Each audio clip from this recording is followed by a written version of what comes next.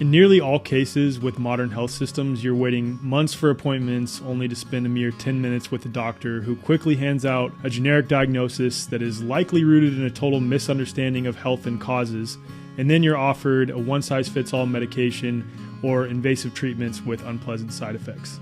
If this sounds all too familiar, consider a different approach with the New Biology Clinic, founded by Dr. Tom Cowan, a respected natural health doctor, author, and speaker. Dr. Cowan's holistic perspective on health and wellness and a deep understanding of the true nature of health and disease sets this clinic apart. With the New Biology Clinic, it's not about quick fixes and suppressing symptoms. The practitioners take time to understand your unique story, recognizing that health is unique to the individual and that illnesses have a variety of causes, physically and metaphysically. Members of the New Biology Clinic enjoy a flat monthly fee that includes a range of valuable services like health consults as needed, practitioner-led live streams on diverse health topics, access to a members-only resource library, and multiple live group sessions every month. These sessions cover fitness, breathing integration, biofield tuning, guided meditation, EFT tapping, and much more. Unlike traditional healthcare systems that thrive on frequent visits, prescriptions, treatments, and suppressing symptoms, the New Biology Clinic's motivation is to make you healthy and keep you that way. Visit newbiologyclinic.com to learn more and use code THEWAYFORWARD for $50 off your account activation. If you're a member of The Way Forward, email hello@thewayforward.com to receive $150 off your account activation. Your journey to genuine healing begins here. Shilajit is one of the world's most popular superfoods. It's loaded with over 40 trace minerals, fulvic and humic acids, antioxidants, and more. It's a resin or tar-like substance that seeps out of the rocks of the Himalayas at extremely high altitudes, formed from centuries worth of decomposing plant matter and microbial activity, distilled by pure rainwater and pressurized by tons of mountainous rock. In a way, you could say it's kind of like the lifeblood of the earth itself, and we can use it to enhance our daily lives by absorbing its power into our body cells. However, if you've tried Shilajit in the past, you know it's true when I say it does not taste good. And that almost seems like an understatement. Some people say it's like licking an old used ashtray, and some people get a little more descriptive than that. Let your imagination run wild. It's pretty bad. But one thing is for certain. I've tried tons of Shilajit products, and no one has ever been able to cover the flavor, let alone make it taste good, until now. My friends at Organifi just released these new Shilajit gummies, and they actually taste good. They deliver 250 milligrams per serving of pure Himalayan Shilajit. Shilajit's benefits include supporting energy production, healthy hormone levels, performance and recovery, promoting collagen synthesis and heart health, increasing cellular energy, and decreasing fatigue. Shilajit has become super trendy in the superfoods and holistic health world for obvious reasons, and people have long been desperate for a solution to the flavor problem.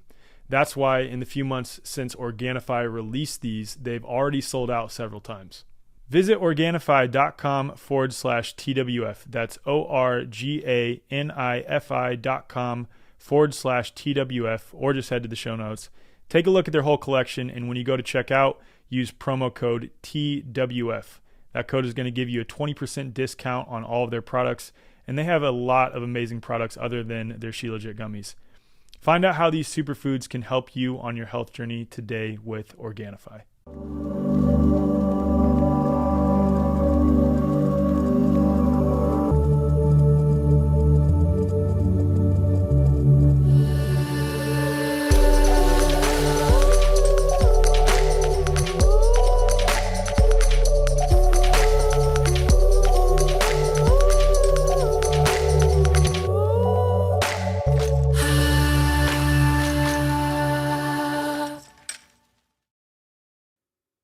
Tatum Toner is well, let me restart that actually. Dr. Tatum Toner.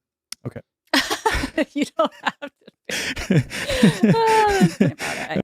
But you are a medical doctor. So right. Yeah, go ahead. Dr. Tatum Toner is a medical doctor who graduated from medical school, American University of the Caribbean in 2017, graduated from a family medicine residency in 2022, and has been working as a hospitalist in a community medical hospital in rural Montana. And you reached out to me on Instagram, I think first, or maybe only Instagram ever. But anytime coming from the terrain perspective, I find another medical doctor who gets it or, of course, obviously, if a molecular biologist reaches out to me and gets it, which is even more rare, but it has happened. And it shocks me, not because I am questioning my own position to that level, but it's because of how indoctrinated I know you guys are. And and that's not me saying that. That's based on, you'll say that throughout this episode, I'd imagine, and so many other people. So it's really refreshing to come across someone like you who is a medical doctor, who is a terrain-based medical doctor, and who came to that position on your own accord, separate of Tom, Andy, myself, or other people, which we'll get into during this episode. But yeah, just let's start with your story, because how does a liberal, progressive, I'd imagine, super pro-vax and super all the things, super pro-vax, totally bought into the allopathic medical paradigm doctor turn into what you are now? Well, I don't have an answer for that pivotal moment, other than I can probably give credit to my, spirit or spirituality being divinely guided through this, because it does. Otherwise, you're right. It doesn't make any sense. The indoctrination is very strong, and I had plenty of people who were preaching other things in my face that I didn't listen. So it's not just that the information wasn't there and I hadn't considered it. I very much saw it all, but there was like very much a feeling that this is not in my control, that this is just, I'm being divinely guided by all this. Got it. So yeah, I went to the University of California, Santa Barbara, and they don't have a pre-med program, but I got my Bachelor of Science, my BS in biopsychology, and I specialized in neuropharmacology, I guess, or emphasized, and then got a C in cultural anthropology and thought my medical school was over at that moment. But graduated UCSB in 2008 and got a job in a big medical supply corporation right before everything tanked, and I lost my job pretty much before I started. So then I started working in breweries and the restaurant industry and studying for the MCAT kind of on my own. I got a research job in UC San Francisco for diabetes research. So I stayed sort of in the field that way. Then I took my MCAT, took my time applying to medical school, realized my MCAT was about to expire. And my husband, who was my boyfriend at the time, was like, well, you better apply. I said I was very afraid of applying. I thought I was not going to get in. So I went the Caribbean school route, and I said, well, if I get in there, then I'll try stateside. But I got in, and they were going to get me started in like 2 months. And I was like, why am I going to wait? This is where I'm going. Did you actually go to school in the Caribbean? I did. So that is really cool. It was and awesome. Is that just a mentality of this is a school that is sort of not as prestigious as some of the other universities, therefore I'll be frowned upon by my colleagues because I got my medical degree here? Okay. Yeah. And kind of the ironic part of that is that you do your 2 years in the Caribbean and you have to pass all the steps and boards just like anyone else. And then when I'm doing my clinical rotations, which was my 3rd year was in Brooklyn, and my 4th year was in California, Bakersfield, I was rotating with, medical students from Ivy League schools. So there's no difference in the training that my, friend and I got in our clinical rotations. But with the Caribbean school, there's a lot less hand holding. So it's a lot of, you have to do your own heavy lifting. And I think that actually is a good thing. Totally. So it kind of puts you in a different mind frame of going about this career. And then I graduated in 17? I started interviewing for residency, but I was 8 months pregnant with my firstborn, and I was applying for an internal medicine position and interviewing 8 months pregnant. And I had 18 interviews and didn't get a single position. So that was pretty wild. I mean, I don't have any red flags on my application or anything like that. So it was literally just because you're pregnant? Yeah, just because I was pregnant. So, but which is a good thing. It was actually, I believe everything happens for a reason. Right. So I was I got a whole year to be with my firstborn son. And then I reapplied to family medicine, which was actually a much better training for me.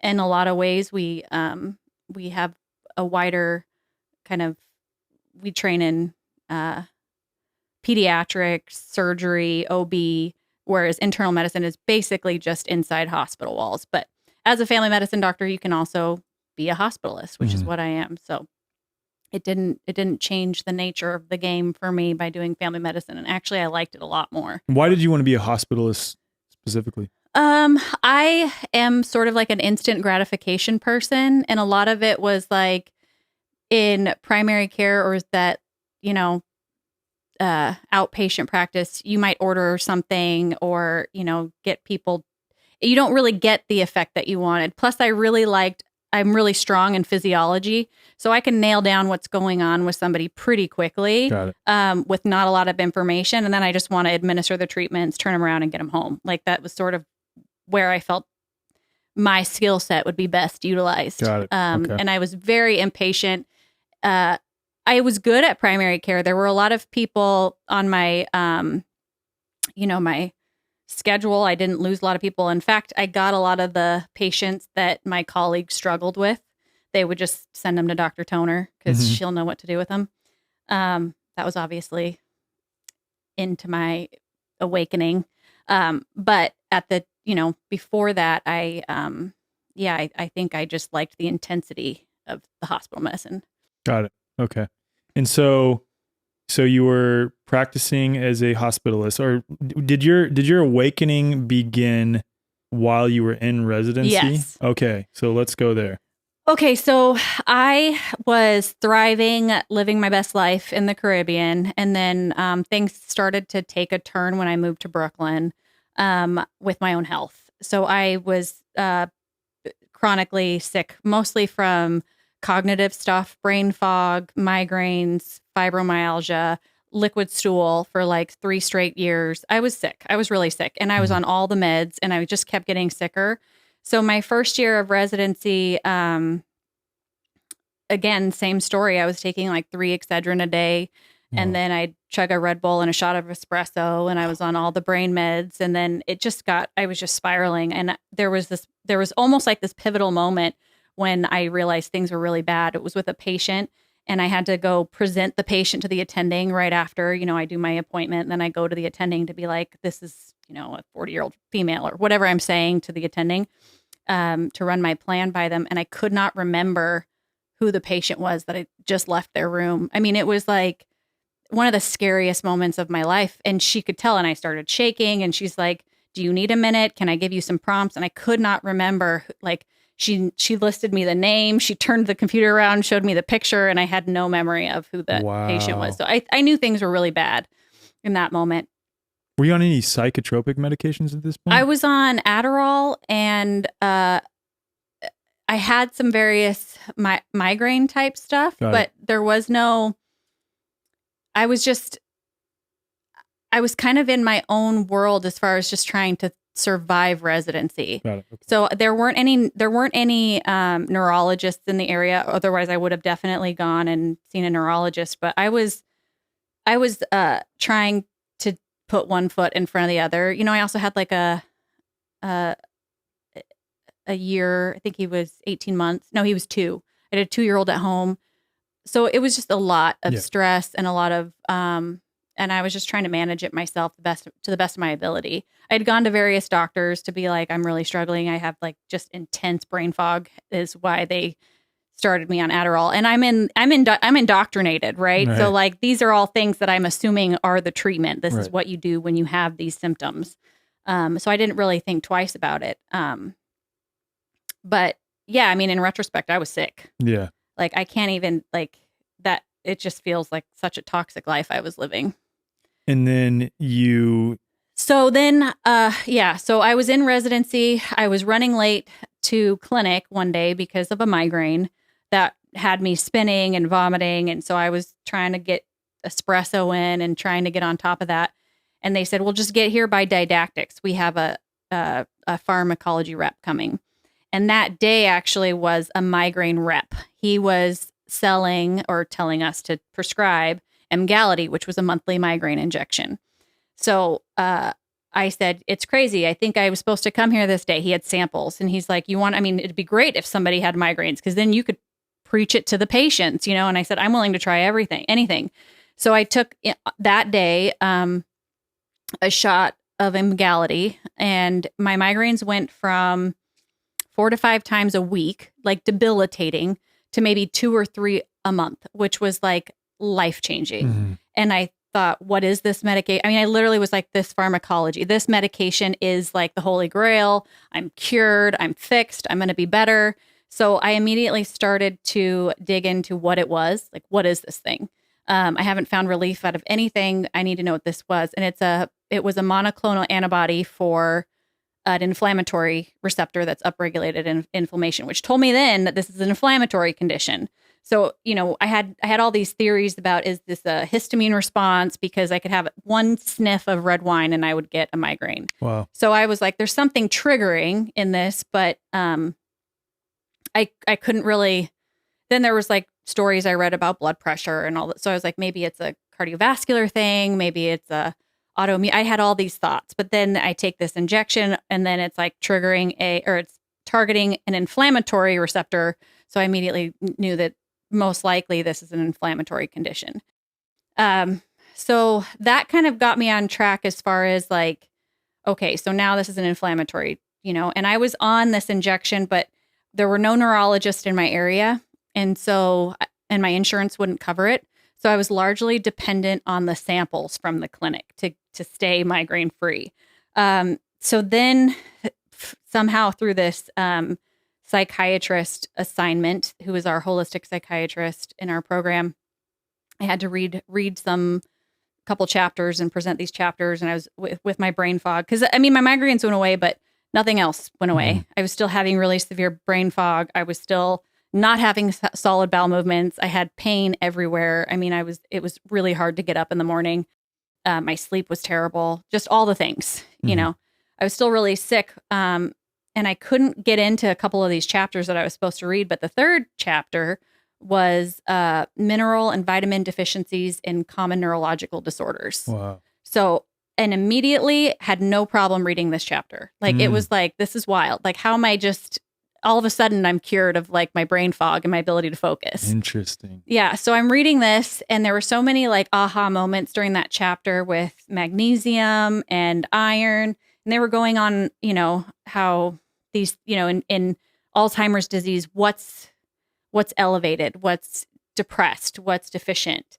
And so one of the biggest things that they were saying is that magnesium is really low in a lot of these patients. So right away started supplementing magnesium glycinate, high absorption magnesium. And I started, I went from 2 to 3 migraines a day to then not getting a migraine until just about that month was due. So you mean 2 to 3 a month, right? Sorry, 2 to 3 a month. 2 to 3 a month. Yeah. Okay. To then, okay, I'm taking this magnesium and now I can actually not have a migraine to almost my next injection. And then I just started getting in. Sometimes I would take my injection like a day or two early just because I could feel migraine starting to come back. But a lot of other things improved. My heart palpitations got better. My sleep got better. So I'm like, there's something to this magnesium. And I was going around telling everybody about magnesium. And then all of a sudden I'm losing all my colleagues. They think I'm some wackadoo. So that was what started like this downfall of the spiral of, okay, I'm somebody who's chronically ill and there's a mineral that's giving me relief of all these symptoms, right? And you hadn't looked into anything about our food being depleted of minerals or anything like this at this point? Not or like yet. The difference between organic food and like Well, GMO? I think around that time I might have watched Kiss the Ground. Oh, okay. Yeah. And I think that spoke to me. I think it was actually right. Like that had to have been right there. So it was also like this divine timing of like, I'm reading this, I'm applying this. Then I watched this documentary and it's like, for a long time I was preaching the documentary to my patients. Like, go watch this and then here's some magnesium. To this day, actually, I'm sort of a one-trick pony with magnesium. But have you looked into any Barbara O'Neill's work with magnesium and its role in hydration?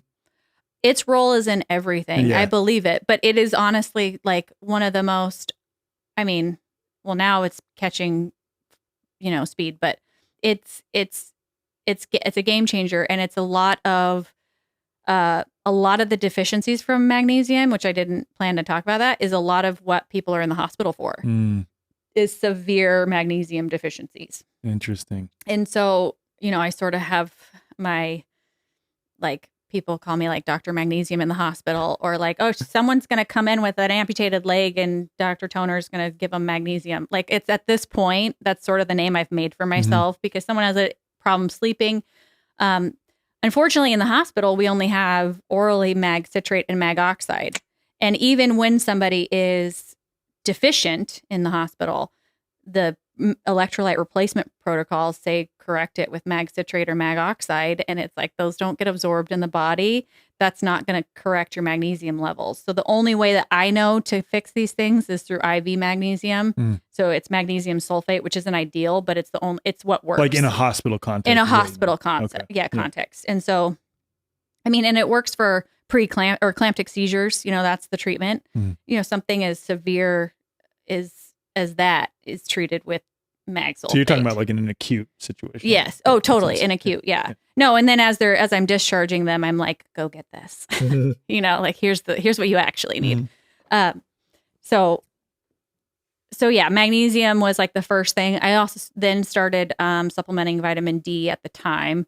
I feel differently about it now. Yeah. I was going to ask, what are your thoughts on vitamin D? Because there's this big, even like the terrain camp is split on that. Some are adamant that it is like vitamin D3, that's rat poison, never take it. And then some will say, well, you're taking that out of context in certain situations. It can make sense to supplement with vitamin D. And then some will, I'll say my position. Like, I don't know what's best for other people. And I think people need to choose what's best for them. Totally. But I personally would never supplement with vitamin D. I think that you're again pointing to effects. No one can really say for certain what vitamin D actually is, because it's, in my opinion, a chemical byproduct of something, of our ability to synthesize the sun. And that's not the only thing that the sun is for, by the way. Right. Bingo. So I also I flip-flopped, and I think the jury's out a little bit, just because the benefits people get from even just a short course of vitamin D supplementation are pretty significant. Yeah. And then you can't deny that. You've seen it in your experience. I've seen it, and I did it myself, and I told people to do it. And so I feel differently now, but I also feel differently about mono supplementing in general. I'm very anti mono supplementing, with the exception of magnesium. It's like the one thing I'm like, do that. But yeah. Shameless plug. I take Magnesium Breakthrough from BioOptimizers that has 7 types of magnesium in it. That's amazing. It's awesome. Yeah. Yeah. And it probably fixes everything, honestly. But now I'm sort of anti one supplement. And I can explain that later. But yeah, no, I think the sun is where we get that. I think if you are worried about being low vitamin D, you definitely need more sunshine. One thing that we can't ignore is that the number 2 risk factor of, death from COVID, which is, I obviously started my residency right before the pandemic. Then it happened in, 2020, a year later, and I was on the front lines, both in outpatient and in the ICU and everywhere in between. And one of the things that you can't ignore is that the people who died from COVID had rock bottom vitamin D. And I have the explanations for that. But at the same time, how do you prevent people from getting in that situation? So you do have to address your vitamin D. I mean, I think that that's crucial for the immune system, but I don't think it's found in a supplement. Got it. So from there with magnesium. And then vitamin D. Then there was a book called, what was the book? Why Isn't My Brain Working? And it was talking about how he had cured all these things with bioflavonoids and B vitamins. And so then I started looking into that and reading more. And then as I'm doing this, so many things are getting better. I mean, my first methylated B complex, I had my first solid bowel movement in 3 years. That might be TMI, but that was a huge deal for me. Like, I was like, I'm onto something. I'm clearly very much on the right path. And this was all outside of residency, obviously. This is my own time in the computer and the literature, reading what I need to know about how to fix myself. And then in some way, I think I came across Ben Lynch's work with Dirty Genes and talking about folic acid. I didn't get too far into that. But then I read this article, I think it was, on this mom. It was like a crunchy mom talking about how she had cured her son from ADHD, autism symptoms by just eliminating folic acid. Wow. Just getting folic acid out of her diet. And the lunch ladies at school were saying, your son is so much more well-behaved. What are you doing? And she just wanted the world to know about the dangers on a developing brain of folic acid. So I kind of looked at my prenatal, which had given me tons of migraines at that time. Every time I took the prenatal, it was like migraine, and I would actually skip doses. But, your doctor's telling you to take this prenatal, so I was doing it. Sure enough, had folic acid. And so one of the people, I can't remember who it was, but one of the people that I was kind of looking into at the time said that he had given, in his clinic, in his practice, he would test whether people had the MTHFR polymorphism by giving them like a little liquid methylfolate. And if they felt something, that was diagnostic. And then if they didn't feel something, they didn't have it. So I said, what do I have to lose? I remember exactly where I was. I was in Lake Tahoe. My husband was on a military training and went to the local natural food store, picked up a bottle of methylfolate. I said, what do I have to lose? So I take this, and what it felt like was I was in this like smoky room, and somebody just opened the door or opened the window, and all the smoke blew out. Like, it was like colors were clear. My thoughts were faster. Everything was clear. I don't have words. And I immediately knew that like I was on the right track, that I was on to something. Unfortunately, I then started taking, which I don't recommend. So anyone listening to the story, don't go out and take methylfolate. You can for diagnostic purposes, but the more you take, the more you get really terrible symptoms like irritability, sometimes headache, sweating, nausea, which is very true. So the first time was euphoric, diagnostic. I was like, I'm on to something. And then after that, things got really bad. So I backed off and then took a methylated B supplement, which had methylfolate in it and methylcobalamin and all these other B vitamins that I was like, okay, you need all of them. That's the gist there. So then, because now I'm pretty pissed off because I'm like, what is this folic acid? And immediately, so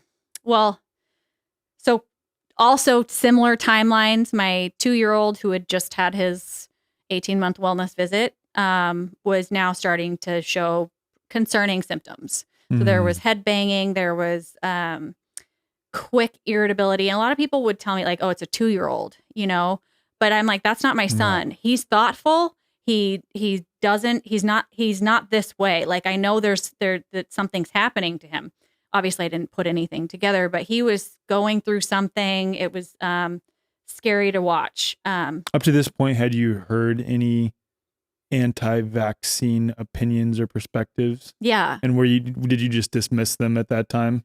What's interesting, I did not dismiss them. I listened to them and I said, wow, their points are incredibly valid. Like everything they're saying is legit. And going back to residency, we had this assignment from the holistic psychiatrist who was trying to prompt us, or trying to basically get us to see where our prejudices are projecting onto our patients, to try to not judge our patients, but build rapport. And so he asks the question about what is a population of patients do you think we are showing prejudice against, or that you may be, and to the group, I say, I think the anti-vaxxers. And even he got so uncomfortable with that response. Wow. Like, everyone squirmed. He was like, didn't quite know how to obviously he was not expecting me to say that. But I elaborated. I'm like, I have some friends from back home at this time who were, marching at the Capitol and trying to change certain policies. SB 276 was around this time. So there was like a lot of, so I was watching this from the sidelines and I was sort of cheering them on weirdly, but and then actually I can go back. I was a huge RFK fan. from his standpoint on the environmental side of things. So I was like, that was a traditionally liberal perspective, so that makes sense. Yeah, totally. And I was like, save the dolphins. Those are my people. Mm-hmm. You know, I really, that was something I got behind. And then he started talking about, and I was in the Caribbean at this time. He started talking about sort of the anti-vax rhetoric, and it was the first time that I was confronted with somebody who I really admired, somebody who thought I was just right there with, now saying something that was like totally what I'm indoctrinated against. Right. So I'm like, how do I justify this? How do I justify, like, this is an interesting, like, this was my champion, and yet, like, now he's saying this, you know, I don't know if I can, but at the same time, I just kept listening and I kept following. And I actually thought when he was banned from Instagram, I was pretty heartbroken about that. I thought he was a good voice there, but but at the time with your son starting to experiencing these symptoms, you still hadn't put the pieces together yet that this could be as a result of vaccines. No, I hadn't. No, definitely not. So then, but we had gotten back from Tahoe where I did this methylfolate challenge or experience on myself. And he kind of had this crazy outbursting thing. And he was like, you know, it was like he wouldn't look at you. He wouldn't make eye contact. He was kind of all over the place. You could tell he was struggling. Like I knew something was going on. So I said, he was sitting in front of the TV watching Tumbleleaf. And I said, what do I have to lose? Like, let me give him a little methylfolate. Let's see what happens. I'm like, here, it was a great flavored dissolvable capsule. I give it to him. And like, he's like watching it. He takes it. And immediately he kind of like sits up and looks at me. And I said, is your brain clear? And he said, my brain is clear, Mama. And we just like hugged and I cried. And I was like, we're going to be okay. Like, we're going to get through it. It was like this like moment where I was like, you have what I have and we're going to get through this. Like, whatever's happening, we're going to get through this. And that day I went through our entire pantry, our entire fridge. I got rid of everything with folic acid. Like I was reading the labels. I was like, no more. We're getting rid of this. This is coming out of our house. And anything that we have, like, let's say it's bread or flour, we're just going to have to find the version that doesn't have folic acid, which there's plenty of. I mean, definitely our life got a little harder because we couldn't just do like one-stop shop or like the snacks and things like that. But there are pivots you can do for that. So, you know, we had our stuff strewn about Trader Joe's, Sprouts, and some Costco things. And we survived and did just fine. But after cutting out folic acid, everything got better. I mean, everything. There was not a single thing that didn't get better for us. And just doing that alone. So that obviously pissed me off, right? Like who's doing this? So I got really deep into the literature on this and the policies and when did they start putting this in our food? Who's behind it? Who's making us sick? And so, I mean, weeks and weeks and weeks, I was up till like 2-3 in the morning, just reading all the studies, reading the policies. Who are these people? There were these, you know, old white guys obsessed with depopulation agenda. You know, they all went to Yale in the 70s. Bill Gates was involved. So it hit Congress floor in 1993, the fortification process or the bill or whatever. Can you talk about what that is? Which part? Just what the fortification process is. So folic acid is a chemical. It's synthetically made, and it differs from folate. And that's the semantics game they're playing, especially in the literature. You find it interchangeable all over the place. And I think that's intentional, what I know now. But folic acid enters the methylation equation or the folate cycle, I guess you could say, at a different place than methylfolate. But that place, and I'll explain that in a minute, is the cause of all disease, essentially. So folate, vitamin B9, that comes from our food and, you know, liver, eggs. There's lots of sources of real folate. Folic acid, a chemical made in a lab. extensively studied since the 1950s, the earliest studies that I have. I mean, they've known about this chemical for a really long time. But totally different than folate. They could not be more different. I mean, there may be a slightly similarities, but in no other place do we call two things so different the same name interchangeably. So that's where like I get into my conspiracy mind, is like, this is all very intentional, and this is all funded by a certain industry. What industry was it? Big pharma. Okay.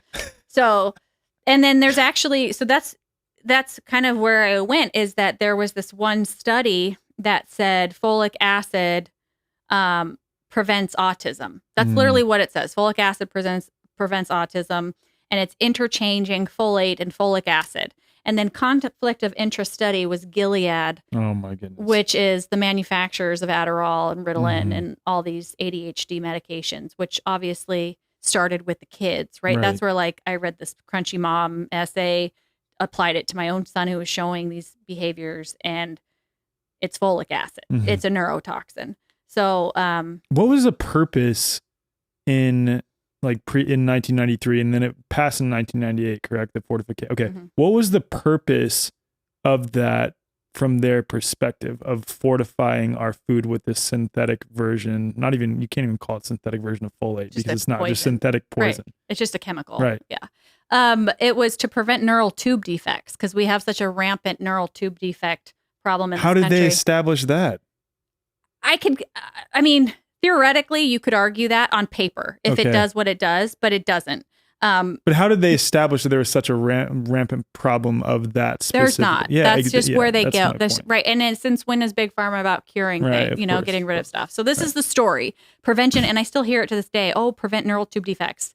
And yeah, I'm sure that exists out in the world, but there's even studies showing that it doesn't matter. The folic acid fortification problem of the country has zero correlation to the rates of neural tube defects. In fact, the highest rates of neural tube defects were in India and Nepal. And the most common things about their diet is they don't eat cows. So less points to folic or folate, if that's what they're trying to say, and more points to B12 is being implicated. And they're all related. This is all the same cycle. So, but yeah, so it's for the prevention of neural tube defects. And what they argued is that you get the bulk of your folate in leafy green vegetables like spinach and all these kales and stuff. And nobody's eating those anymore. They want to eat the cereals, the pastas, the bread. So let's put folic acid into those things that people eat, and then we'll correct this problem. So that was the gist of their thought process, their argument. So from 1993 to 1998, this thing is heavily debated. You have nutritionists on one side preaching the truth, which is this is going to mask macrocytic anemia. This is going to mask really the signs of a B12 deficiency. There was all these other things that they were saying this is actually really harmful. There's a lot of studies that don't support this. And then in 1997, November of 1997, the FDA Modernization Act passes. And that was November of 1997. In January of 1998, it's a closed door policy, vote, and fortification passes 9-8. It's not even by a landslide, but the only change there was a policy change. And so I obviously looked into this policy, like what could this have possibly influenced this fortification process? And it was basically mapping out how Big Pharma buys the FDA. It basically, they pay out, millions and millions and millions of dollars every year in fees to streamline the process of new drugs from 30 months to 15 months. And how are they going to do that? They actually tell you how they're going to do that. It's by hiring 696 employees, which I don't know anything that lays out how many that's such a random arbitrary, right? You're just going to put in, and also that number's a little sus to me. Right. But, the other thing that's interesting though, this is a stat that I had learned through COVID, was that 75% of the FDA's drug regulatory budget is coming from the drug companies that it regulates. And I think it was through that same act. if I remember correctly. Yeah, and big, definitely. I mean, it's a dirty act. Mhm. It's a dirty. That's like when everything changes, and you look at all cause mortality, everything from dementia, cancer, Alzheimer's, heart disease, everything skyrockets in 1998. Like skyrockets. So Wow. it's not any mystery why Big Pharma wanted folic acid in the food. Wow. And what's interesting is you go to a Google search now and you say rates of XYZ from 1970, they'll give you the rates from 2000, but they rarely do they give you the rates from before then, because if you saw that, and what's crazy is like, you know, you have all these people saying like, oh, it's the glyphosate, it's the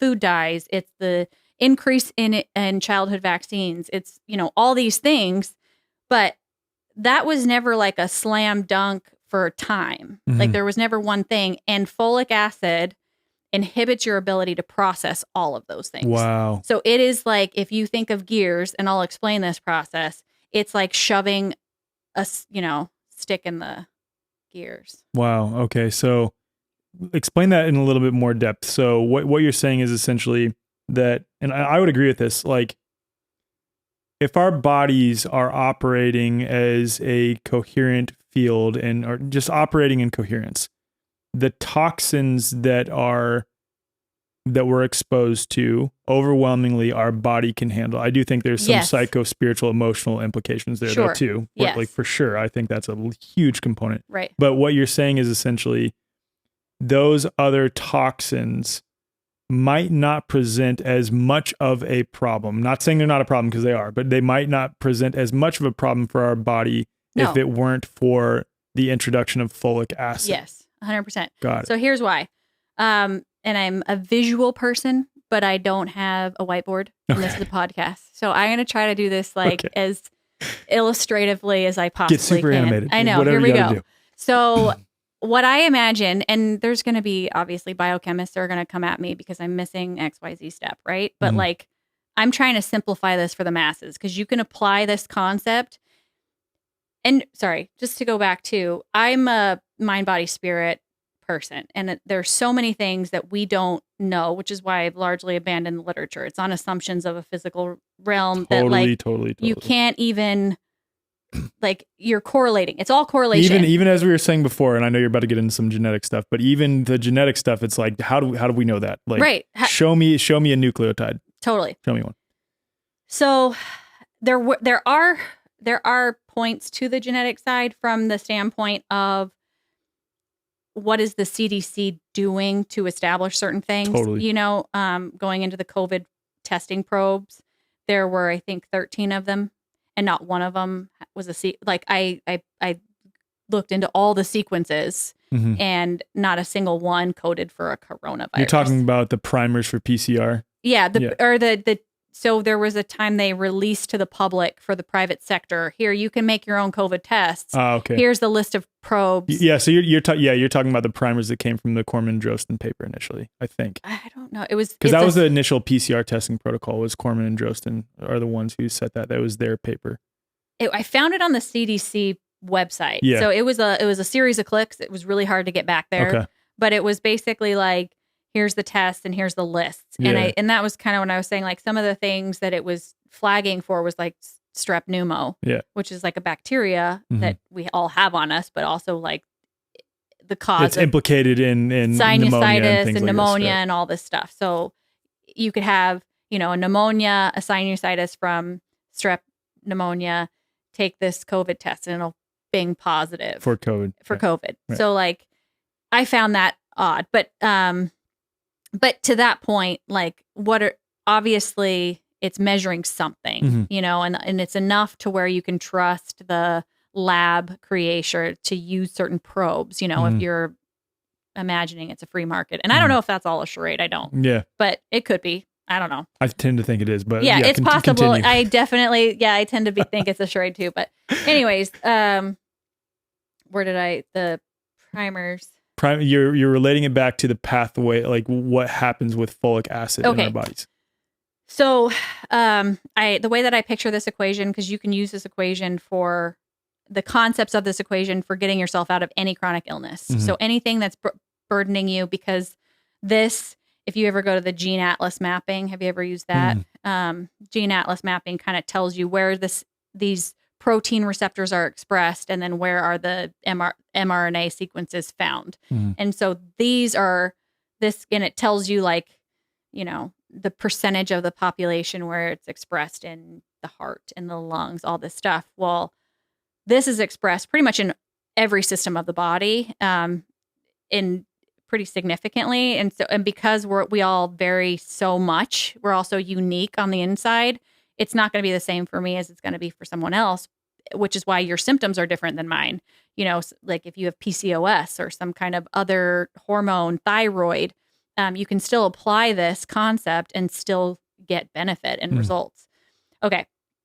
So I imagine there's 3 gears, and they all, we're in a perfect balance. And if our bodies are not being, inhibited by some outside force, and we're working the way that we're supposed to, this all works. They can't move without moving together. So on the far end, you have the conversion of homocysteine to methionine. A lot of people talk about methionine. It's like this super powerful antioxidant. It goes around, cleans up the toxic burden in your body, all the debris, methylates it, and then becomes homocysteine. So it's like this constant turn of cleaning up and becoming homocysteine. I call that the detox pathway. So right away, there are 2 things that should, how do you make that work better, is decrease your toxic load, the amount that, I skipped a very important part here. Methionine is a very powerful antioxidant. Homocysteine is bad news. So it, and again, correlation, causation, not really sure. But in 2016, the New England Journal of Medicine put out this study that a homocysteine, theorized how homocysteine itself causes damage to your endovascular system and causes inflammation all over your body. And they said a homocysteine level greater than 11.4 was increased with a 5-year mortality rate. So you could, go get a homocysteine level and see where you're at. And then I think anything above an 8 is probably concerning. But my critical eye on that says, is homocysteine itself inherently flawed if it's part of the body, or is it the overwhelming amount of toxins that's causing you to deplete your methionine? That's the good question. Right? Like, I think there's probably something totally more accurate there. But so to clean up your body, you want to take the burden off methionine. So that moves faster. And then converting homocysteine to methionine. How do you do that? You need methyl B12. It's basically the shuffle of a carbon attached to 3 hydrogens. It goes from methylcobalamin to homocysteine, which then becomes methionine. And cobalamin, so then you take methylcobalamin, you take the methyl group off of it, it becomes cobalamin. And then that's the middle circle here, right? So it's this shuffle, and it's going homocysteine to methionine and methyl B12 to cobalamin. There's a couple different ones, and it does this. So then how do you make cobalamin methylcobalamin, right? Because you want, if your end goal is to lower your homocysteine level. So I have chronic illness. I go to the doctor. I get a homocysteine lab, and it comes back 10, and I feel like garbage, and I want to address that. I want to lower my homocysteine level. So you reduce your toxic burden, and then you want to increase your methylcobalamin. You need methylfolate. So that's the first circle. So we get our methyl from methylfolate, which comes from food.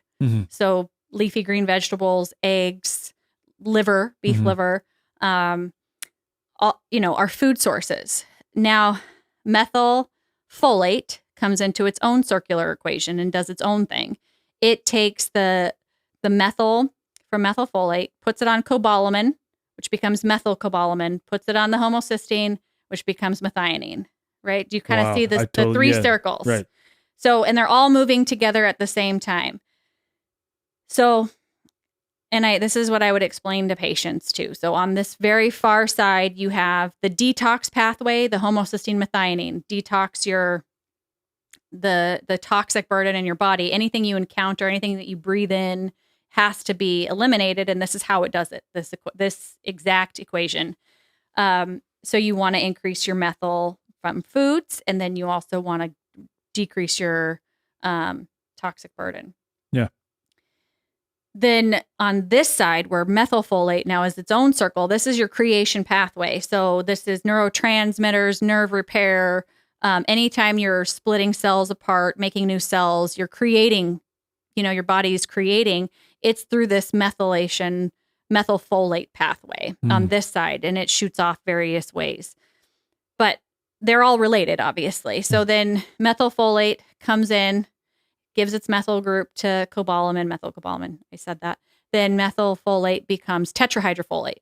Tetrahydrofolate goes under a series of other rate-limiting enzymes, one of them being MTHFR, which has caught all this stuff.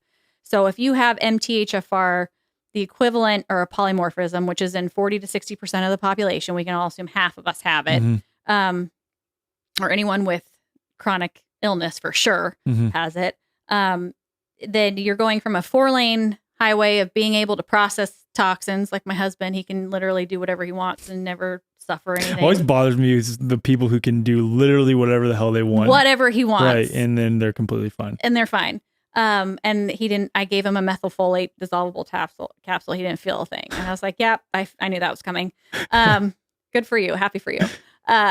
But so you go from like a 4-lane highway of being able to process all these toxins in your body to a 2-lane highway. Same number of cars, but you're just slower at, so then toxins build up, homocysteine builds up. All of a sudden you're starting to have symptoms depending on where this is in your body. So, then methylfolate gets, tetrahydrofolate gets converted twice and then becomes into the methylfolate, or can go off and create neurotransmitters. So people with, like wound healing problems or a B12 deficiency, or like any kind of, if we're thinking, anemia, anything that requires the immune system to divide rapidly, and then you need that pathway to be moving quickly. So where does folic acid enter the equation? Folic acid comes in 2 steps above tetrahydrofolate.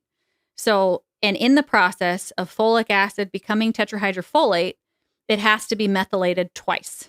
So right there, it's robbing methyl from B12, from homocysteine and methionine. And where it enters the equation is it's, like if in chemistry, there's this like reactants products, and there's everything's in in equilibrium. Right. So like seeking equilibrium. Right. Seeking equilibrium. So like, it's the same concept if you have hypertonic solution and where does the fluid go? Right. It's the same concept here, except for folic acid is on the other side of methylfolate. And so it's basically turning that equation around. Got it. It's preventing it's preventing cobalamin to become methylcobalamin, and it's preventing your conversion of homocysteine to methionine. So it's not only clogging up your detox pathways, in a way it's almost, I won't say turning it off, but for lack of a better word, it's almost like turning it off. Turning it off. Yeah, turning it off. Wow. It just completely overwhelming it is what it's doing. And again, this is painted against this reality that this all started in 1998, and that's when all-cause mortality started to spike and all these things as food is being fortified with folic acid. Yep. Wow. Yep. Wow. That is crazy. It's evil. And it's funded by the pharmaceutical industry. It doesn't it's not. And that's why when people are like, how do you know that this is the root cause? And I'm like, because they know it's the root cause, because they're targeting it. Like, it's not about, there's all kinds of equations out there. There's all kinds of toxins that we can tunnel vision on and call but like they wouldn't spend millions upon billions of dollars for fortification. Bill Gates wouldn't be behind fortification. And there's not a lot of people talking about this. That's what's pretty interesting. No, and so any holistic practitioner who's talking about glyphosate or giving you a list of 10 things to avoid, and that's obviously people are confused. Right. Everything is toxic. I don't know what to choose. I don't know what to avoid. I'm just going to forget it. I'm just going to eat whatever. And it's not that they're wrong. It's just that they're missing a central component according to your research, right? Yeah. The component. The component. Right. It's inhibiting your ability to process those Anything other things else that are verifiably, like justifiably toxic, right? They are toxic. Right. There's probably toxins in our environment that are more harmful for us that we don't even know about. Yeah. Right. But our bodies are so amazing. We are so the human body is magical. So like there's nothing it can't overcome, which is obviously why they're attacking it so hard at very pivotal key points. Right. And it has to be a nonstop onslaught because if it's not, the body is going to adapt and the body is going to figure out how to body. So why do they, and so it's crazy because then there's like these old commercials of like this farmer's market. There's like, I think it was like 2003 or something, that this woman at the local strawberry patch, and at the very end of her commercial, she's like, and don't forget to take your folic acid. Oh my goodness. It's so programmed. And here's the conspiracy side of me. If I'm obsessed with depopulation, if I'm obsessed with creating illness and profiting off of sick people, who should I start with? Like, where should I go? And the number one people prescribed folic acid are pregnant people. Wow. And there's a high expression of this MTHFR in the placenta.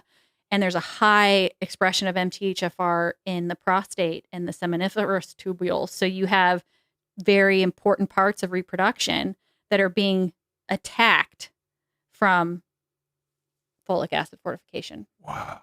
And go look at, when did infertility start taking off? Oh my goodness. 1998. It's literally, wow. everything. It's everything. Wow. So, so the solution sounds like obviously eliminate folic acid from your diet in all ways. And luckily, like most people who eat organic, that's not going to be a major concern. It's why the keto diet works. It's why Whole30 works. Everyone's like, oh, I was doing this, it's or even like it's so funny because there's so much, combativeness and infighting in the holistic movement between like vegan, fruitarian, Whole30, paleo, carnivore, et cetera, et cetera, et cetera, et cetera. And it's like, just eat real food. Just eat real food. Just eat real food. And if you can, eat seasonal, because your food grows with you. Mm-hmm. It's processing toxins with you. Mm-hmm. I mean, it's adapting to the environment with you. So like, if you can eat seasonally, locally, I mean, that's the best. And it doesn't really matter how you do it.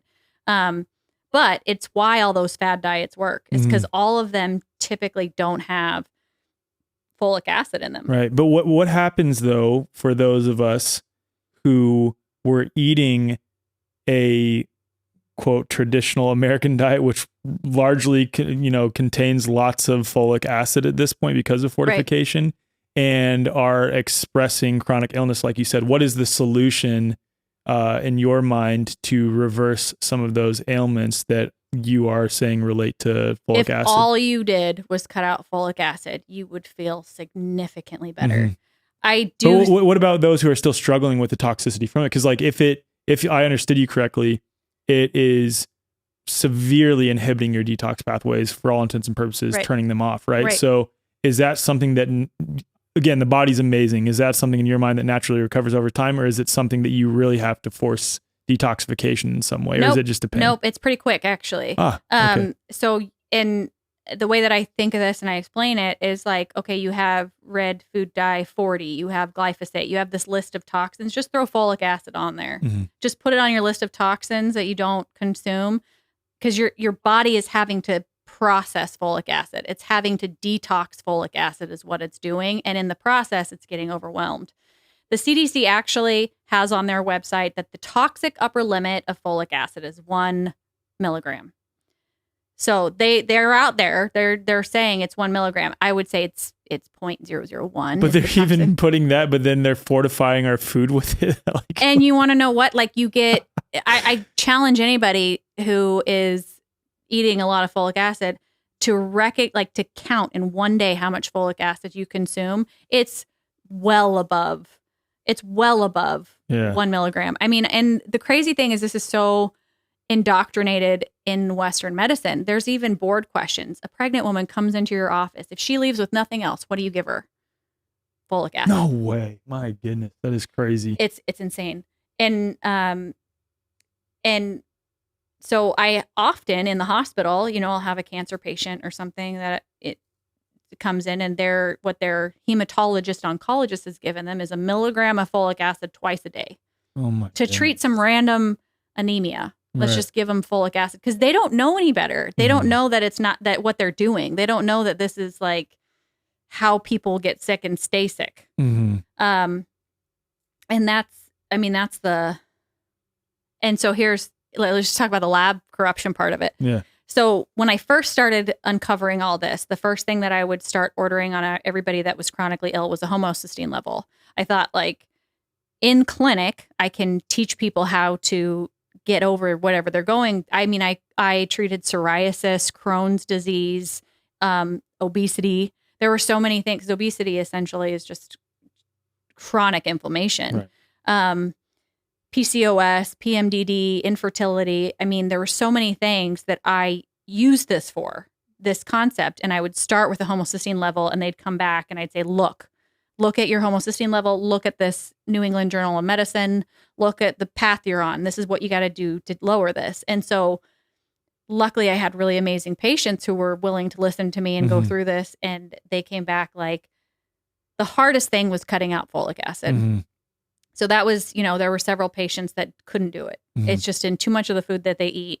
And I said, well, then just plan on being sick for a while. Like, there's not anything that's going to fix a poison that is inhibiting your detox pathway.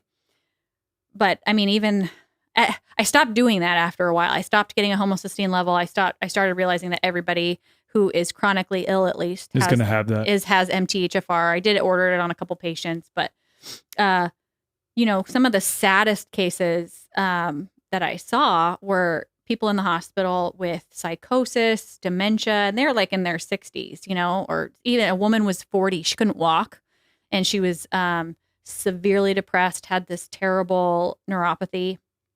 And everyone, including her primary care, including my attendings, said that it was supratentorial, meaning it's in her head, that she's faking it. Lo and behold, she had a homocysteine level of like 17. And her B12 was like greater than 5,000. Because here's the thing. A B12 level in the hospital or anywhere else does not differentiate between active methylated cobalamin and inactive non-methylated cobalamin. So at any given time, you can assume 25% of your B12 is active and 75% is inactive. So let's say now I'm just taking a ton of folic acid just because of my diet. Maybe I have a supplement, a B12 supplement. Nature Made loves folic acid. I have a ton I'm wearing perfume. I have bounce dryer sheets. I have all these endocrine disruptors, Glade plugins. Like there's all these environmental toxins. So that's a recipe for like really bad things and really feeling like garbage. So they're really sick. And now they come in with some kind of like sign, and this is what the nutritionists were arguing, something that looks like a B12 deficiency. They look like, they have sensory, they can't feel their fingers, they can't feel their toes, they have dementia, they have psychosis, they have maybe anxiety, depression. There's something here. Let's check, or no, they have an anemia, a normocytic anemia. Let's check for B12 level.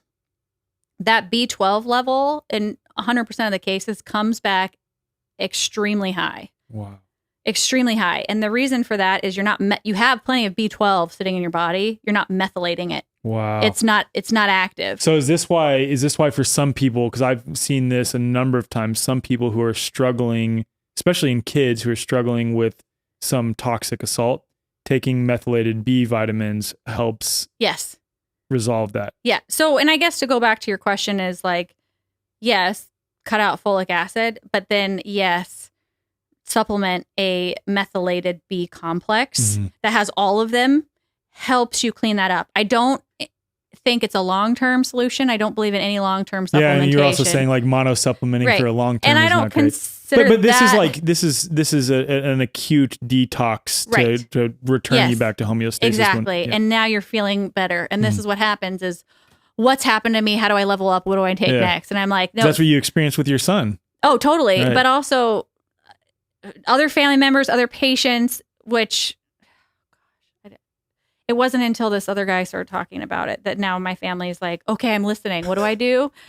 And I'm like, okay, this is what you do. And then, a week, 2 weeks later, I've never felt better in my entire life. Wow. Oh my gosh. And it's true it happened for me too. It was the best I'd ever felt since elementary school. Wow. Like I was never a morning person. I always struggled with fatigue. I always struggled with like brain fog. I mean, I would sort of come to with my friends, like screaming my name in my face. And I'm like, I didn't even know you were talking to me. And they're like, I've been screaming at you. But it literally was just this like slowness that I've always had.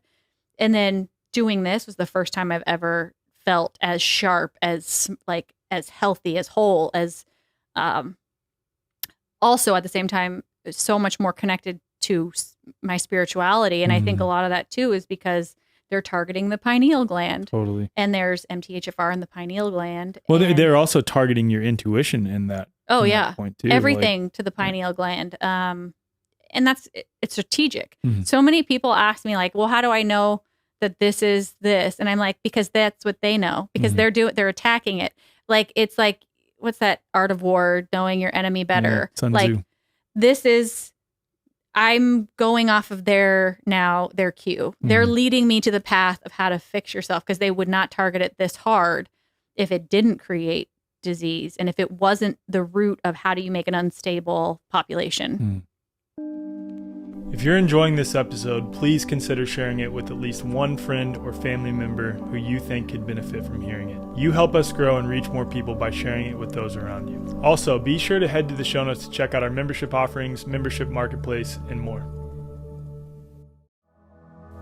We all know that Big Ag is poisoning our food supply, and Big Pharma's so-called medicine is straight up poison. What most people aren't aware of, though, is that most supplements are also filled with artificial sweeteners, dyes, GMOs, glyphosate, and a host of other toxic ingredients, even many of the more natural supplements. My good buddy James Benefico dedicated his life to crafting the world's cleanest, most nutritious organic supplements after a pre-workout energy drink caused heart palpitations so severe that he almost landed up in the ER. Organic Muscle was born, revolutionizing sports nutrition by using exclusively non-GMO ingredients from USDA organic farms. Since then, tens of thousands of people, including myself, have leveled up their fitness and their health with Organic Muscle's award-winning natural pre-workout. There's no jitters, no heart palpitations, no itchy skin, just nourishing organic food and herb-based ingredients for clean, sustained energy, strength, endurance, and recovery. Numerous studies have shown that tonka ali is the most effective herb in the world for naturally boosting testosterone levels. And we know that testosterone levels are depleting all over the world because of what's put in the food supply, what we're exposed to. Organic Muscle has the world's first fully organic tonka ali supplement. I only support and promote things that I actually use, and I can say I legitimately use Organic Muscle products. Use code FORWARD15 at checkout for 15% off at organicmuscle.com. Okay, so you started learning the truth about folic acid, which is crazy because I've never heard this before, and I feel like I've done extensive research on all these things, so it's wild. And it makes sense, though, especially with the fortification of food and, let's say, strong correlation, because all cause mortality. Right. All cause, especially neurocognitive strong, disorders. Right. I just want to be fair because, like, I know people come at me and say, like, well, you can't say for sure that it was a cause, and I totally understand the sentiments behind that, but like, there's a strong correlation. Well, a lot of these things were like going up, sure. Then you go 1998, boom, skyrocket for all things, forever. Cancer, everything, all things. everything. Yeah. So you started learning the truth about that, and then you start your own, you could say at this point, alternative healing journey, because this is totally going against the mainstream. And then you start obviously looking into, as you've said before, like the nature of our food supply, things like this. And so how did that lead you to become terrain-based in your health approach? Well, and I'll just say too, like, this was maybe just before the pandemic hits. So I knew that a lot of what I was learning was also somewhat of a conspiracy to some extent, right? Like, I had to have been, because the government is doing this to us. They're bought by Big Pharma. And so that I knew was going to be a hard sell to my resident colleagues, but I also knew that it should be information that they should have. And under the lifestyle changes. So in all of our algorithms, someone comes into our practice, you know, they have high blood pressure, high cholesterol, pre-diabetes, whatever you want to say. In our algorithm approach, it starts with the lifestyle changes. But we're not taught anything on lifestyle changes. Not one thing in medical school do we go over lifestyle changes. Or if they are, they're impossible to reach exercise regimens that people aren't really, you know. So I give a talk to my resident colleagues about this whole methylation equation and how to support it, lower your toxic burden, you know, increase real foods. Like, and I'm trying to say, like, you know, we didn't have, like, I'm trying to come up with a way, an angle to preach it that's not going to sound like I'm the Looney Tune that I clearly am. So I tell them, you know, it's only since this ability to obtain a genetic panel over the last 10 years for an affordable price have we now seen the correlation between this MTHFR polymorphism and the rates of all chronic illness, to then say there's something to this, to then say, is it the folic acid, right? So I'm trying to teach that, but and it originally went okay. Like they listened and they took it in, and several of them applied it and felt better. A lot of them started taking magnesium and a methylated B vitamin, and their lives got a lot better. And they like gave me some credit to some extent. Mm-hmm.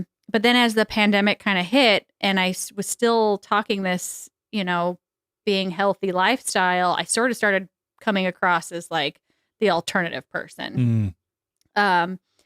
And I had attendings telling me like, oh, vitamins are just going to make your pee expensive. That's fake news. Magnesium, it doesn't do that. It just, you know, these are well indoctrinated, experienced doctors who don't believe in vitamins and minerals. So no surprise there.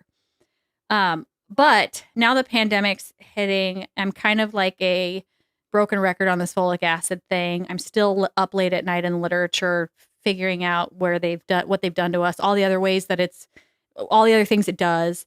And I go, okay, we have this like virus coming towards us and this potential, you know, pandemic in the heading. I need to put my, you know, no one's listening to me anymore. I need to put this brain power towards something more relevant. So I immediately I'm like, I'm gonna learn about the immune system, kind of learn about like the symptoms, what's happening in this COVID thing. What are these symptoms? What are the body's way of handling this? Where do people go wrong? And sure, you know, yeah, low vitamin D, all this other stuff comes up. But I start going into really deep immunology and virology, right? Like really deep into, I mean, again, weeks, late hours, I'd be up till like 2 or 3 in the morning, just into PubMed. And a lot of it I had to relearn, reteach myself, because they teach immunology in medical school, but not really this deep. Right. You know, there's like a handful of things. I imagine it's the same with virology too. They're not teaching the depth of virology, just cursory look at like, okay, here's the viruses to look out for. Yep. Blah, blah. This is a single cell, or single stranded. This is a double stranded. This is the lipid bilayer. This is all the stuff, you know. But they definitely didn't go deep into it. And there were certain things like interleukins, like IL-6 is one of the inflammatory mediators. It's upregulated in like asthma and eczema. And, you know, there's certain things like, oh, so then you need this biologic, you know, more to teach the pharmacology. Mm-hmm. So of the immunology that we learned, a lot of it was how to understand which pharmacology to pick. Mm-hmm. So that was sort of the basis of our... That makes sense that it would feel like that too. Yeah. So I start relearning the immune system basically from the ground up, and kind of trying to figure out what are these things. And very quickly it got very overwhelming. I mean, the body, the immune system is vast, it's adaptive, it's specialized, it's inherent, it's magical. Like, do you still consider it like an immune system? To various I mean, it's how we adapt to our environment, right? That's why I call it like an adaptation and detoxification system. Because yes, I know you're just using a colloquial term, and I can never say that word right. Colloquial term, right? But I just think it's a important point of emphasis, because immune implies that there's a pathogen out there to become immune to, and it's like no, this is simply an adaptation and detoxification system to our environment, right? And it's not a stagnant thing. It doesn't ever stop, right? So every moment of every day, our immune system is actively talking to each other, talking to this part of the body, this part of the body. What, EMF did you get? What did you, what negative thought are you dealing with? What stress? I mean, literally around the clock, nonstop spiral, which gives a lot of credibility to those tactics where you want low stress in your life, low fear, because those are all a burden on your immune system and its ability to adapt. So it's like about making yourself lighter in all the ways. I think you said that the second largest risk factor for death associated with COVID was vitamin D deficiency. The second strongest risk factor for death associated with COVID was fear/anxiety. That was the first. Disorders. Oh, what study was this in? I don't remember. I can't regurgitate studies. Yeah, but that was stupid of me to ask. Like, here, I have it on my brain. No, it's fine. I read thousands. I have 15,000 screenshots in my phone of this period of time where all I did was studies. But no, I mean, I don't know. They're all basically the same. The first risk factor was fear of COVID. The second was vitamin D deficiency. Wow. And I don't know if that was consistent with the one you read. But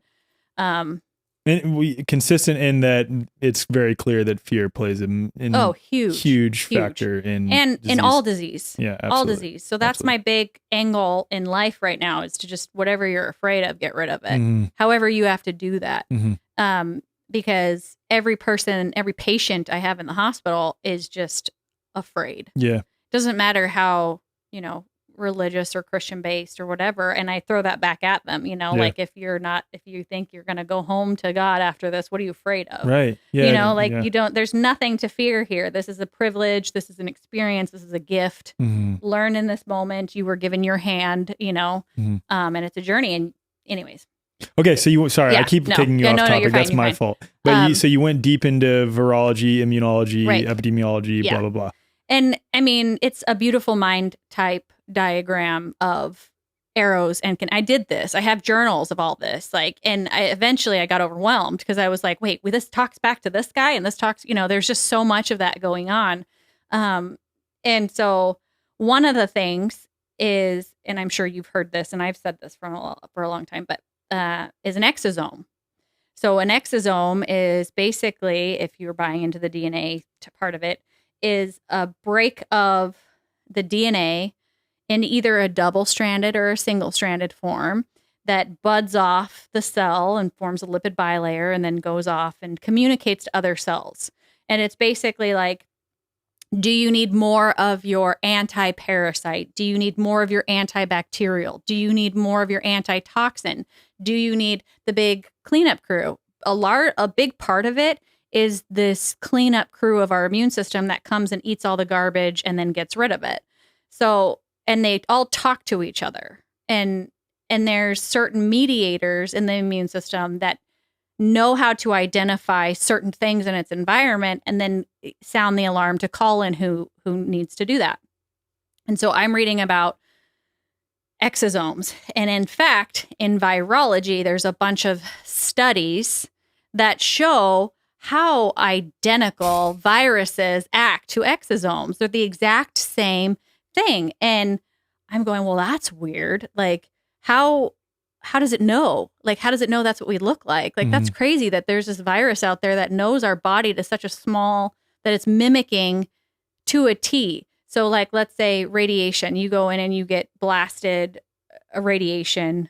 If you got radiated on your whole body, you'd probably die. You'd get sick. You'd have all your DNA would break. But in treatment for cancer, they pinpoint target what they're trying to kill. And that's because radiation causes DNA breaks. Like, it causes DNA damage or lipid cell membrane breakage, right? And so when it does that, if any toxin causes DNA damage, then it breaks off into this single-stranded, double-stranded thing called an exosome. And they're really, you can only see them in an electron microscope. Of course, which is also another like... Yeah. So I'm like, wow. And then there's virologists. And so I'm studying this, and I'm kind of studying, I come across this woman who's talking about vaccination.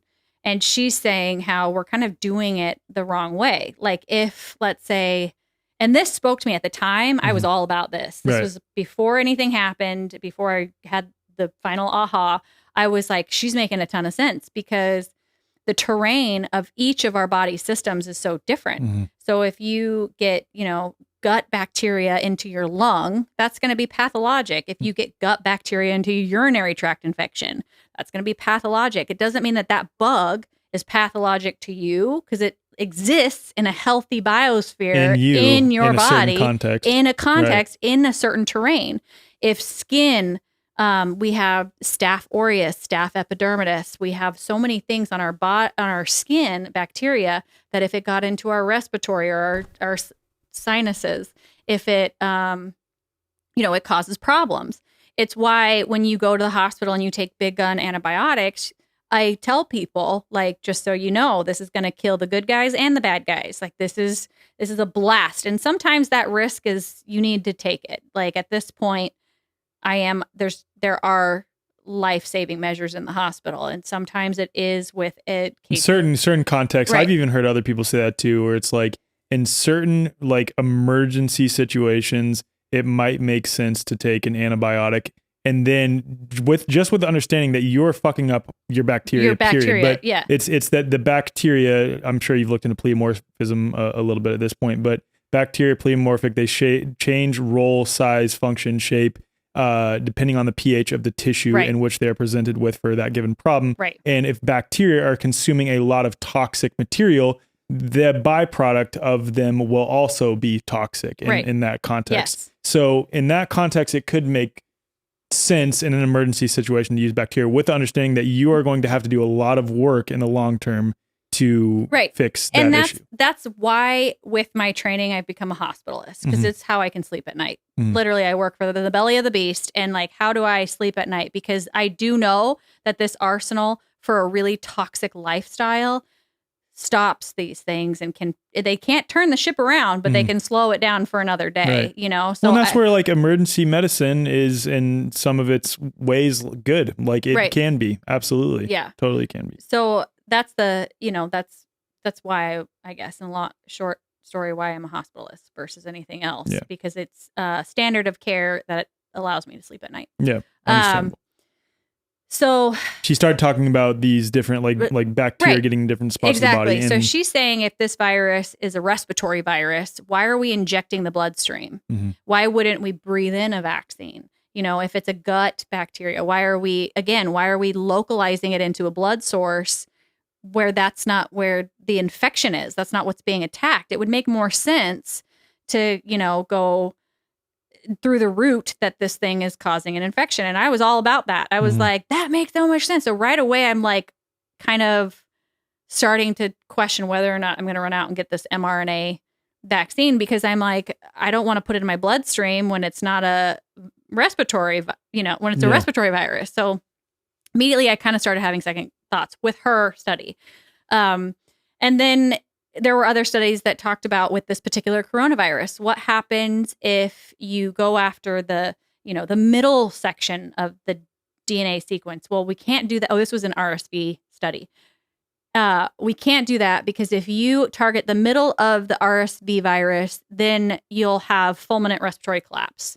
And so we can't do that. Well, that didn't, all of a sudden I'm like, wait, why would we have fulminant respiratory collapse if we're targeting the middle of a foreign pathogen? Right? Yeah. That makes no sense unless it's your body's own, whatever. Right. Why would your body completely collapse? And then there was, you can't do this because it causes, and there were several studies that said, conclusion being we should never, ever have an RSV vaccine, because in every study it led to fatality, terrible consequences, side effects, all this stuff. So there's a lot of stuff going out there where it's I was like, this is cellular debris of the body, and it's the body doing exactly what it's supposed to do. And it's an endogenous process, not an exogenous, if that's the correct word, process. Totally. Yeah. It makes sense now. Right. I mean, knowing what I know now, I'm like, all that makes sense. Yeah, but at the time this was like the forefront of where my brain was at, Cognitive dissonance layer. Right. Yeah. Everything's kind of chipping away at me. And so I'm in this I'm reading virology. I'm kind of coming across these different fields of study and different vaccines and different things like that. And I start reading about this big modulator part of our immune system called interleukin 33. And it's, if I were to paint this immune system, with this guy. He would be the contract manager of a general manager of a contract site. You know what I'm saying? Mm-hmm. So like, okay, it's time to pour the concrete. It's time to put up the walls. It's time to put in the plumbing, and he's the one coordinating. I don't know contracting, but you know what I'm saying? Like he's trying to like build this building. Right. And he's the one in charge of all the moving pieces. That's interleukin 33. So interleukin 33 speaks with this little molecule, which is also, it's free floating, but it's also a protein receptor. So it has the ability to like send signals far and wide, but also cell specific responses. And that receptor is called STL2. And this is, how basically one of the big ways that they're able to modulate the immune system. So I'm learning about this and I'm like, well, so I start going, well, how do you increase your IL-33? Because a lot of this is like, a lot of the symptoms that we're seeing, a lot of these, even with COVID or anything, is, even an allergic reaction is an imbalance of your immune system. You're strong in one part, but you can't modulate to like balance it out, to stop the assault. Okay, we have enough plumbing. We're done with the plumbing. Let's shut down. Quit putting toilets in. Right. You know what I mean? Like we gotta stop that and move on to the next part. And that's with IL-33. IL-33 is generated by the sun, vitamin D. So like if you are low vitamin D, as far as the literature says, then you're low IL-33, which is basically how you have a strong immune system. So your entire immune system is based on your exposure to the sun. Mm-hmm. So that was like the biggest aha moment for me. So you have these patients dying of COVID, rock bottom vitamin D. It's because they don't have enough interleukin 33 because they can't clean up the debris that this assault is causing in their body. And now they're having symptoms and collapse and all this stuff. So right away, I'm like, okay, sunshine for vitamin D for IL-33. So then I start going, well, what interferes with that connection between IL-33 and ST2? And again, I've abandoned folic acid. I've literally pivoted. Nobody's listening to me anymore. I've applied it to where I need to apply it. Yeah, you're just going deeper down the rabbit hole at this now point. I'm just going in the immune system. So I'm learning all these things, and I come across this Chinese study. It's actually in Chinese, and I use a translator. They said there's 2 inhibitors of IL-33 and STL2. One was a chemotherapy, and I had to like translate them, and I was literally holding my breath because I knew it was coming. I was like, I know what's going to inhibit this reaction. But one was a chemotherapy drug. I think it was it started with a C. I think it was cisplatin. I think, which is it's kind of like a heavy metal toxic thing, which makes sense. So cancer is this uncontrolled rapid growth of a certain cell line.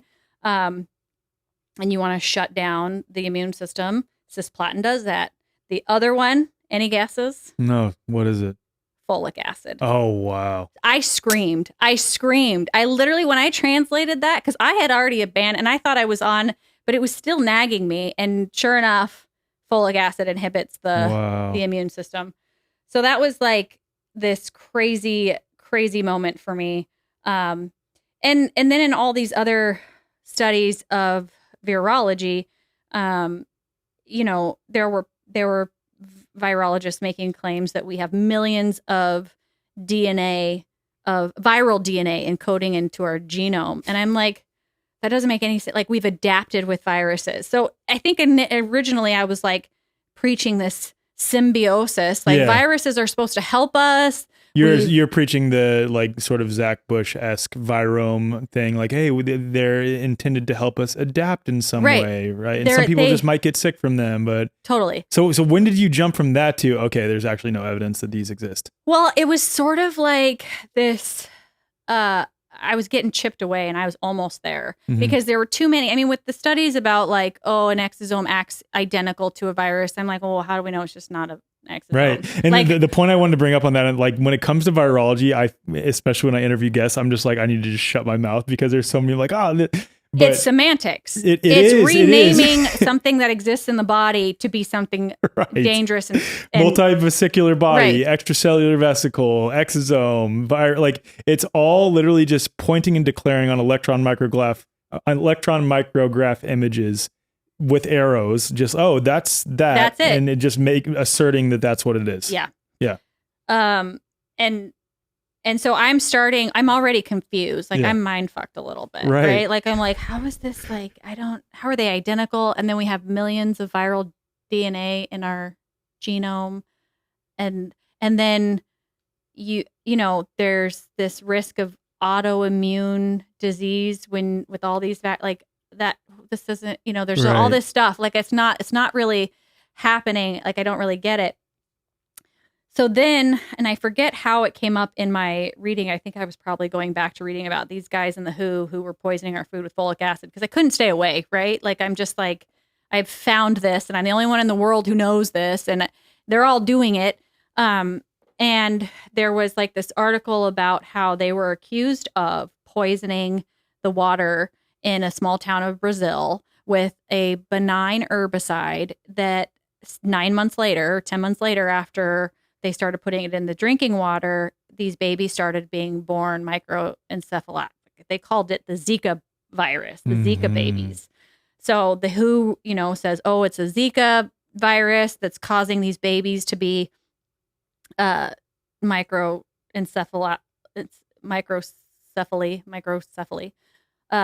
and you know, we'll just DEET everybody and buy mosquito nets. And I actually didn't even go to Mexico. I remember when this came out and like we were going to plan a bachelorette party. I remember I was freaked out at the time. In like 2017, I want to say, or something like that. I was freaked out. I was freaked out too. So, and I think we even canceled a bachelorette party to Mexico on the basis of the Zika virus. Well, they quietly pull the herbicide from the drinking water and all the babies stop being born. And it was, again, right out of this one small town of Brazil. And, you know, of the moms who had these babies, like only like 5% of them actually had an antibody to what they were calling Zika. So even that didn't really make sense. But I mean, obviously you and I were both scared of this virus. So it worked. It worked. And so I read this story and I'm just like, oh my gosh, like, is this like the case every single time? You know, I'd already kind of come across like maybe these theories about polio being a case DDT of water poisoning or these pesticides or, you know, I was reading about whole towns getting hit with Parkinson's disease from water poisoning. So I'm going like, what the heck is it just they're poisoning us? I mean, with the folic acid, I'd already accepted they were poisoning us. But now I'm like, how deep does this poisoning go? And then that day,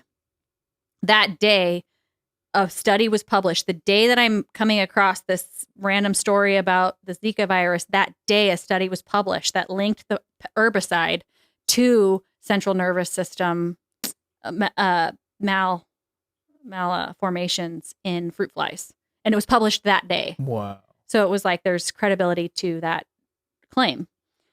Which immediately, that was all it took. And I had, I guess, what is referred to as the dark night of the soul.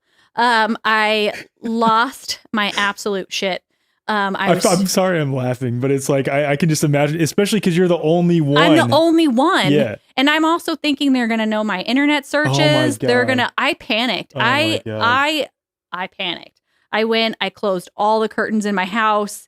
I called my sister and my best friend and I said, you know, on a 2 dial, and I was conferencing with them and I was like, I'm not suicidal. I will never kill myself. Wow. Like I was panicking. I even called the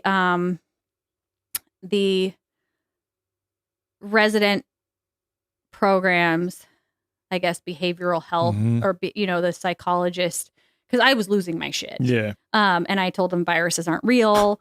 Like this is like a big thing. And at this point, though, I should say I had already refused the mRNA. Yeah. And only by a couple of months, but he was considering refusing. So he was kind of like my one ally in that. And I mean, he was, you know, doing all this holistic stuff. And anytime there was like a behavioral health session where I had to come or the resident had to go and discuss their personal health problems, he was like, no, just teach me all the things. Like he wanted to know. So I knew I had a safe person that I could call. And I mean, I probably vented to him for like a whole hour where I was just saying, and viruses aren't real. This whole thing is fake. I was freaking out. And I was like, I don't know. Am I losing my mind? Am I psychotic? Is something going on? And he's like, at the very end, he's like, I'm in awe of your brain. Your brain is powerful. And I'm like, okay, I feel better. Thank you. That's all I need. just a little reassurance, a little pat on the back. And so then I think it was a couple weeks later, maybe I was headed to a resident retreat. You know, everyone's masking up, and I'm like, what are we masking for? Right. What is this going to do? What are we doing with it? It was just going to make us sick. I'm freaking out. And I think that was when I listened to the Health Freedom for Humanity with Lori Ladd. How did you come across this? I honestly don't know.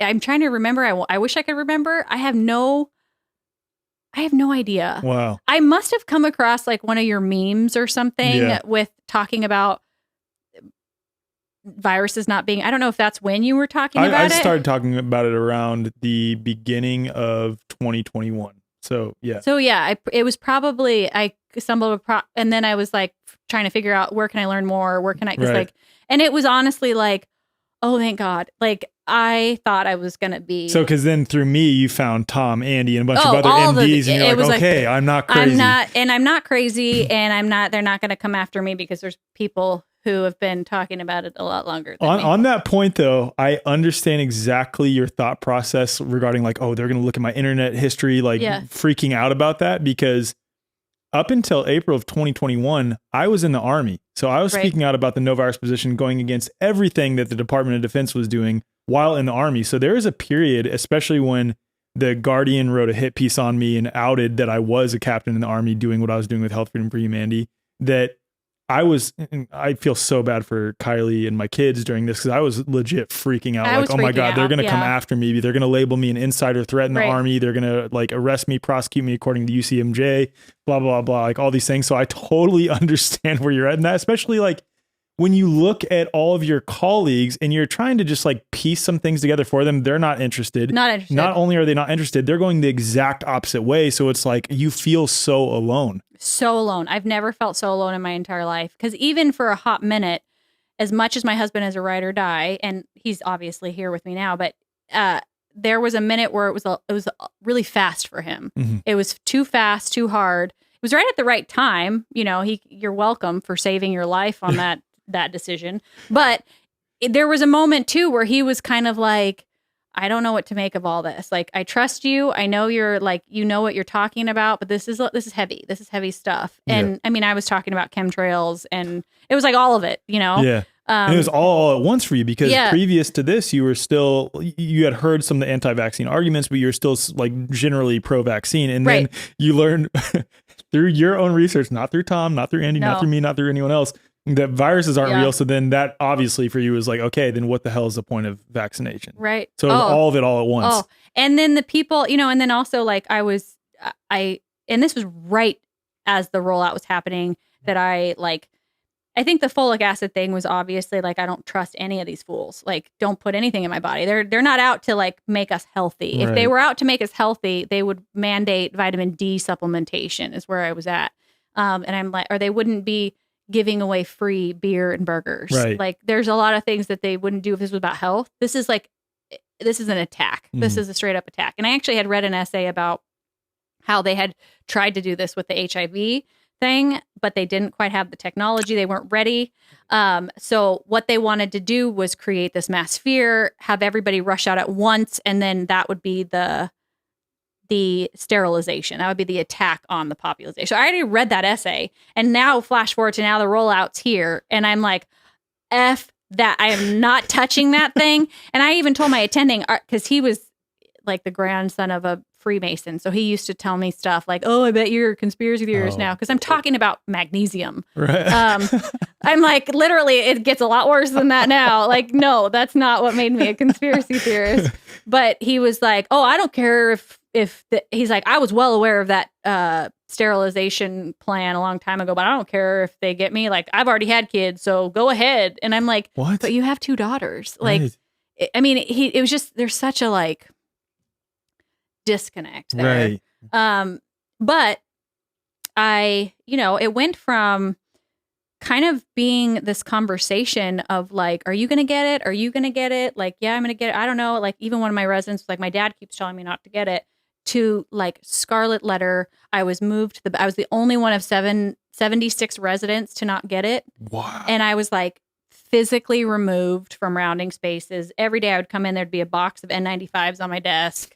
Like it was like next level targeting, and the hatred from some of my colleagues when they were my friend a couple weeks ago, Wow. just for a different decision that I was making. And it was like, there was no amount of explaining it that could have changed. And I think that was the hardest part, honestly, was just knowing all the things that I knew and not being able to effectively communicate it, even to my friends and family, in a way that would be potentially life-saving, you know, like, and them do it anyways. It was like, this is sheer torture. Yeah. Sheer torture. And I was feeling like incredibly isolated, alone. I mean, there was like, I thought I was psychotic. I thought I was just not, I was like, there's something wrong with me. And then I found you all, and I was like, oh, thank God. It's sad. That's sad that this is the first time we're connecting in know, person. It's like, I what know. the heck? But I'm so glad that we gave you this sort of reprise at that point in time. Well, and you know, a lot of it because I was still in training. So here's, that story gets a little bit, I don't know if we have time for that. No, but we have 30 more minutes. So okay. you're good. So I obviously got a religious exemption for this thing, which was heavily frowned upon. You know, people have their stories of like people frowning upon them. I literally lived in the belly of the beast of these people, and that talk about frowned upon. Yeah. Like they were as people, and I was pregnant at the time with my second son. And did you use that as an argument too? Like, hey, there's no studies on I pregnant. tried, and I would get you know, the group text, they kept putting ACOG recommendations for pregnant people, and there's antibodies in the breast milk, and I got all this blown up, and you're risking your child's life. I mean, people were so, like, especially in this community, so indoctrinated with this. And to this day, a lot of them are in support of it. It doesn't even matter if I tell like a colleague, like, oh, I didn't get him because I was pregnant again. And then sure enough, it didn't prevent transmission. It didn't, like, you still got it, right? You've had it like 5 that's times. what was always so funny to me. Like, obviously, you know, we know transmission isn't a thing, but even according to their own arguments, like, you're saying that I need to get this because it's going to help prevent transmission. But then on the other side, you're also clearly expressing that this doesn't even stop transmission, only suppresses symptoms. Right. So how does that logically make sense that I need to get this thing for you? Well, and so I'm in residency, and I'm in my 3rd year of residency, and these interns are presenting a new patient that just came in through the ED. This patient presents for abdominal pain. They are not vaccinated for the COVID vaccine. It started 2 days ago. They do have nausea, vomiting. You know, they're now telling, and it was aggravating. It was infuriating. I literally was like, why does that matter? At one point I snapped. I was like, why does that matter to this story? Why are you telling me if they got the vaccine or not? Why does that matter? Does it change our management? Does it change anything? And then I got sent to the principal's office for that. And they basically, he was like, I get it. This is annoying. I'm here. You know, he was, I think, probably politically Republican or something. So heard enough of other people talking about it or being against it that he was more tolerant to me to some extent. And he's like, just, you know, I'm going to have a talk with them. You know, you're going on vacation next week. I'll talk to the residents about what's going on, but just for the sake of everything, just, I gave you a slap on the wrist for what happened. And I was like, sure, fine. But why does it change management? Can somebody answer that? Like, why, what do we, I mean, there were people in the elevator, like residents who were like, both like boldly saying, anyone who comes to the ED without a vaccine, we should just refuse them. And like one of the attendings one time knew I was in the elevator, and she obviously knew about me, and she was just like, shut up, you know, like she didn't say that, but she just like looked at him, and it was like awkward. And I was just like, oh my God, this is the mentality of these people. Insane. It's insane. Yeah. And so they, you know, I got the religious exemption, but then, and this is all the time that all the nurses are being let go, the hospital's changing. And they wanted me to go in for twice weekly nasal testing, which I did one of those one time. I'd never do it again. And I also didn't believe, you know, based on the Binex testing kit, that it can't differentiate between strep pneumo and COVID. How is this really going to change anything we do here? Why not just base it off my symptoms? If you all are so worried about a contagion, why don't you just, you know, if I have symptoms, I'll stay home. But no, they wanted to test it twice weekly. I refused. I got a letter of concern. I got the people, you know, they called me in. The hospital administration called me in. It was like this big sit down meeting, this HR. And I brought in a manila envelope, literally with like bullshit papers, and I acted all professional, and it worked. And they, you know, they needed to deliberate whether or not I could stay in residency, basically. Insane. So they sent me home for a week, and the one attending that I had on my side, was very much like thinking things were not going to go well for me. He's like, "Are you sure you want to do this? Are you sure you can't just like comply?" And I said, "Absolutely not." What made you different in that respect? Was it because of this like lived experience with folic acid, or because I'm sure you came across some, even like this guy who was in charge of you, who was clearly not in agreement with what was going on, but still complying with it. Right. So what made you different? Honestly, it has to be spiritually, like, because I literally surrendered that whole time. I realized that I'm just a body here. I'm not in control of this ship, because clearly I'm not in control of the ship. I should not be putting up a fight here. Why is this happening to me? Why am I seeing all this? So literally, once that dark night of the soul thing kind of happened, I settled into a place of just complete surrender. And I just was like, I know I'm not putting this shit in my body. I know I'm not going to do what you want me to do. Whatever happens, happens. And that's what's meant to happen. And that's just how I did. I think I don't know. I don't have an explanation for why I was different in that case, but I'm an Aquarius. Yeah. I don't know. So he basically was, I'll write you a letter that, you were a great resident, that you're not in this program anymore, not because of your skill set. Like, it was, he's like, there's others. He was giving me names of contacts in other programs, and here's who you can call. And he was set that they were going to kick me out in my third year of residency. Insane. And there are no spots in the country for a third year resident. That's just unheard of. Like, if you get kicked out of residency in your third year, your career is over. Wow. So that's what we were wrestling with. And I was down. At that point, like, I was happy either way. I was like, I even told my husband during that week where they were deliberating, I was like, I think my biggest fear is that they're going to want me to stay. Like, I don't feel like that's necessarily my calling anymore. Like, let's get in a van and travel the country with our kids. But lo and behold, they were willing to make accommodations on the basis that I had a head trauma.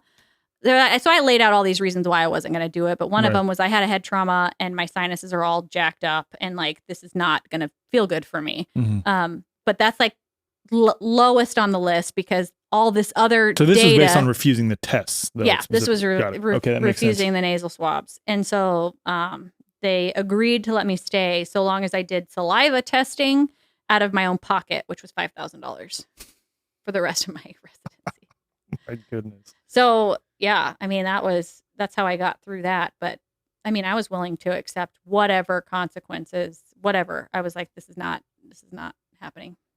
This is going to be a very general question, but what did that whole experience teach you about human psychology and groupthink? Because here you are, you've had your own lived experience that has shown to you the power of a natural approach to health.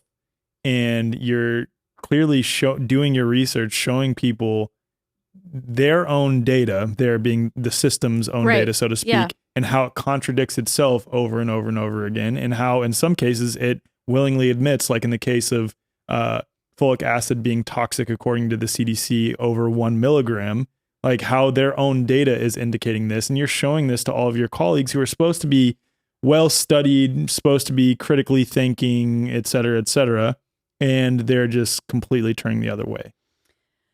Well, it's terrifying.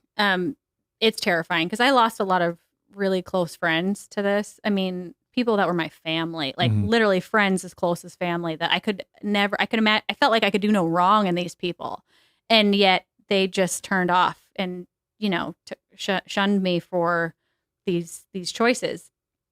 And that's why I think the biggest enemy right now is fear. Because it does that to people. But even now, I've sort of given up even trying to have conversations with them as far as the research behind it, because I was having a conversation with my colleague maybe like 6 months ago, this other hospitalist, who was the medical director at the time, who hired me knowing I wasn't unvaccinated, which was really, so I was trying to find a job was really hard. So I would get, I still to this day get so many offers, and I respond to the recruiter, okay, but I'm unvaccinated. Okay, the hospital's not interested anymore. So it's to this day. Wow. So I like the sister hospital in town, I cannot go work for because they won't hire an unvaccinated worker. So this medical director was very open-minded. Without like outing his story, he was homeschooled and vaccinated himself at age 18. So like, I think he has compassion for that side, but is very plugged into the science and very, traumatized from a Christian upbringing. So he's.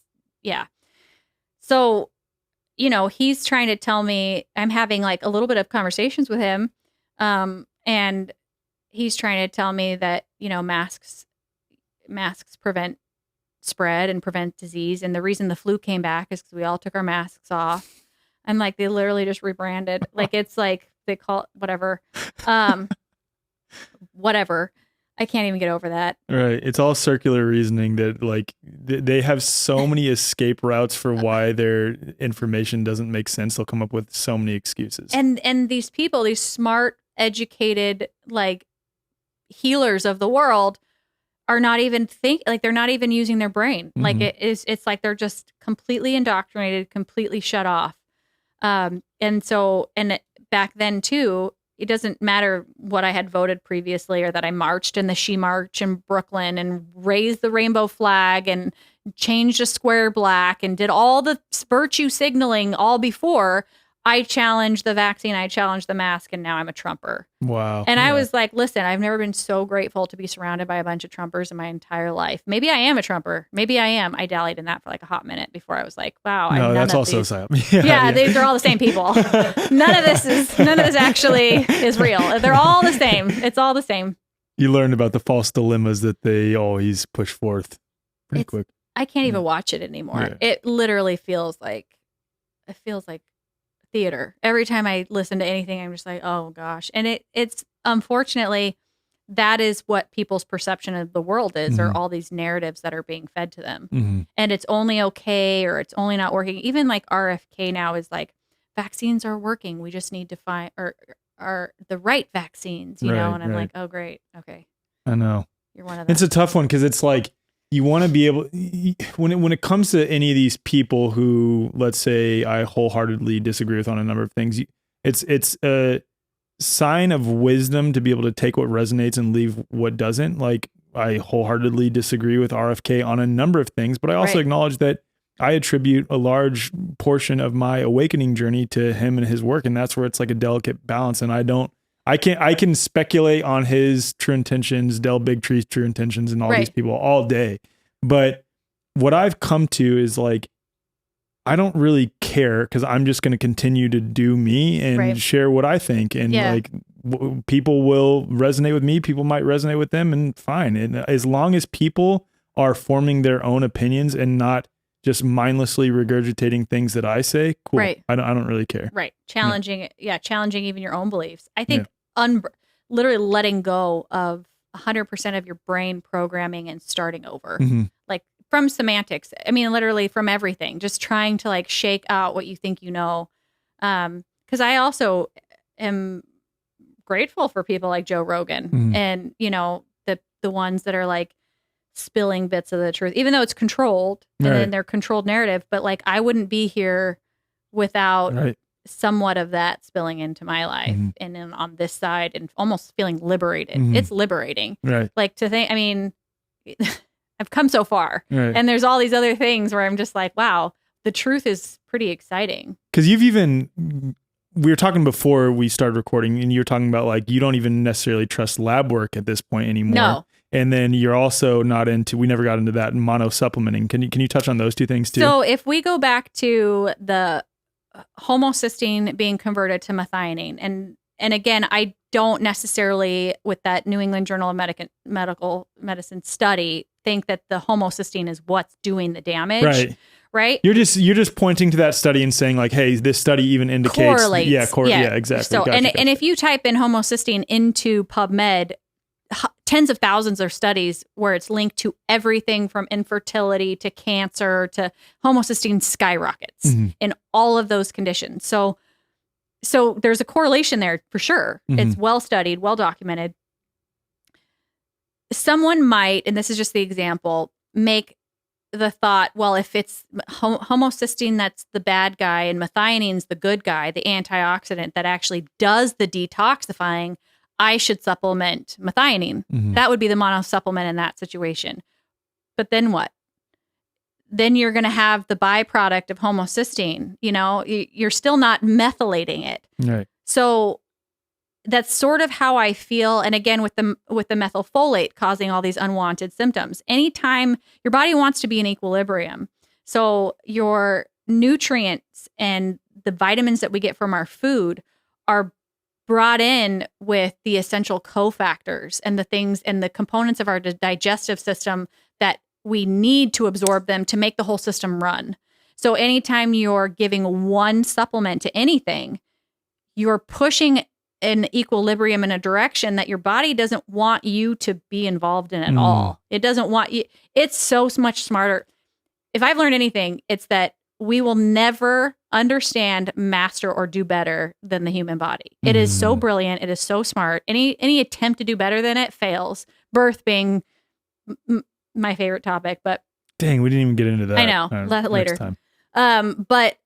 But that's just an example. So monosupplementing does that in all of these areas that you are absorbing nutrients, that you're just going after you're supplementing one thing in a really complex network and equation. The reason I feel differently about magnesium, one is because it's depleted in our soil and it's involved in over 1,500 biochemical, like you're not targeting one system with a mineral, which that's the only non-food based supplement that I take. That's the only non-food based supplement that I take. Everything else is beef liver, desiccated oyster, like some mushrooms, like there's stuff, adaptogen, some things like that I take. But otherwise I'm, and then, for a short course, if you want to test this at home, you get rid of folic acid and then you start a methylated B vitamin, which you have to look at the back and make sure folic acid is nowhere on there because they're tricky. They're sneaky. There's some that are methylated folic acid. Well, there'll be methylated methylcobalamin. Oh, okay. With folic acid. Okay. But not fully methylated Bs. Wow. And then on labs, and the point that I'm getting at here is like you went down the rabbit hole, but you're like, I'm not stopping. You're just like continuing on. Well, it's hard. It's so hard. I know. Well, it's like I've thought about this quite a bit. I just interviewed Dr. Jordan Grant recently, and we're just talking about like what separates us. And you were even talking about before you started going down this rabbit hole, you were always someone who questioned things. And so I was open to stuff. Yeah, you were always open to being like, oh, maybe I don't know the truth on this topic. And it's like, I don't know what it is that differentiates people like us where I don't want to say take pride in or take pleasure in having our whole paradigm or what we currently accept flipped upside down upon coming across new information. But that's clearly like what you do. That's what I do. That's what Jordan, Kelly Brogan, Tom, Andy, all these people do. Yeah. And it's like, I think it's a quest for truth. Right. Yeah. Like it's just this like inherent desire to know truth. Yeah. Just know how all this works. And I can tell you, I hate being lied to. Yeah. I have a bullshit meter that's stronger than any skill set I have. And it's like, it hurts me physically to hear a lie, to be told a lie. And so when that's happening, I'm uncomfortable. Mm-hmm. Like for whatever reason, I'm uncomfortable with it because I value truth so much. Integrity is something that I think is how you are designed to survive in this world. It's not from anyone else's perception. It's through your own guidance. It's your own body. It's the way your body communicates with you. But so that's also why I have such a hard time with labs. So one, the B12 thing, so many of my patients to this day, and I've abandoned checking a homocysteine anymore because I'm like, it's going to be elevated. Mm-hmm. Like, what am I going to do with that in the hospital? I don't have methylated B vitamins in the hospital. There's nothing I can do to fix this person to the root cause that I know inside the hospital. So it doesn't serve me any benefit anymore. But even with it's like a gross B12 and it comes back greater than 5,000, hematologists and oncologists who are supposed to know the ins and outs of blood and cancer and immunology assume that their B12 level is fine. And there's documented studies in the literature that show a B12 in excess should be interpreted as a gross B12 deficiency. That exists. That's not an uncommon thing. It's just sort of lost in the shuffle. It's obviously not beneficial to big pharma for anyone to know that, because if you can get on top, if you can adequately replace your B12, you don't need their medicine. So yeah, I don't trust the labs. When I started going down that way, and started, reading into these COVID tests and what is it that they're actually testing for and how are they actually doing it. And then so many people are, I'll get consultations all the time with like, hey, sorry, I know you're busy, but I just had my metabolic panel done and I'm low potassium. What should I do? And I want to be like, that literally was a snapshot in time. That was like one moment of your day in a complex, beautifully magical system that keeps everything at equilibrium as best as you can. You could have diarrhea, your potassium is going to be low. You can work out, your potassium is going to be low. I mean, it's like, it'd be just as much as somebody saying, hey, on my metabolic panel, I had a high sugar. Yeah. What do I do about that? Like, and I just had a soda right before the lab. So like all these labs are missing so much context. And there's a lot of practitioners who believe heavily in the lab, but it's around a framework of trying to put the body into a box of this is how it's supposed to look for everybody. And if you're outside this box in any different way, you're abnormal and this is what we're going to do. When it's like, we're all so different and we're all like, can disease happen? Yeah. But like, I don't think, the number of people that came in to see me or ended up on my clinic list with normal labs and feeling like garbage doesn't mean they're not feeling like garbage. Like there's no lab that's going to test for that. You know, like your sleep was shitty. I don't have a lab to help you out with that, So like a lot of it too is like listening to the cues of your body. And that's where people will get really afraid of discomfort. They get really afraid of pain. They want to numb the pain all the time. They want to numb out. And the thing is, it's like, it's there for you. It's literally there to teach you. It's there to guide you. That is we need pain. So what are you doing? Think about what you're doing in your life. What's around you? And I mean, honestly, the Glade plugins, the Bounce dryer sheets, I don't know if there's any worse environmental toxins, to be honest. Like, I don't care about the chemtrails as much as I care about those. So well said. Everything you said just spoke to my exact issues with labs too. That's precisely it, especially like on the snapshot piece. Okay. So right now you're still a hospitalist and you're continuing down this journey though. And this will be my last question. This is a very broad one. You may not have the answer. What do you think is next for you? Well, so I have an end date at my hospital with a couple pickup shifts like later on, I guess. I do really enjoy the detective piece of like hospital medicine, and I'm really good at it. Like I know I get a sense for what's going on pretty quickly. It's actually really rewarding when they've fallen through the hoops of all these specialists and there's like documented lists of all these urgent care visits, and then they come to me and I'm like, boom, you're welcome. So I enjoy that. It's like when you're good at something, you want to continue doing that. But I'm not in alignment to that industry at all. It's just not, I feel like imposter almost. Like this is just not me. What I believe in are all the lifestyle pieces and all the things. So how do you unburden your toxic load? Well, one of the biggest things is movement. You got to move. You got to move your lymph. It doesn't have its own pump. So you got to clean out your body. You got to move it.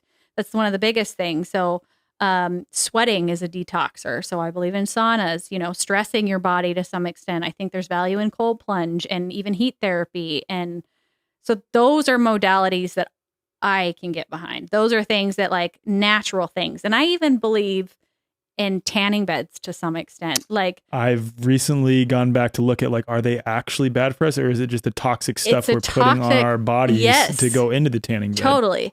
So I want to offer, so basically what I'm getting at is I'm going to start a wellness center that has these things, including tanning beds. And I went down the tanning bed rabbit hole because I forget when it was. I think it was like mid 2000s or 2010 or something. California put a tax on tanning beds and like wiped out like all the small business tanning companies.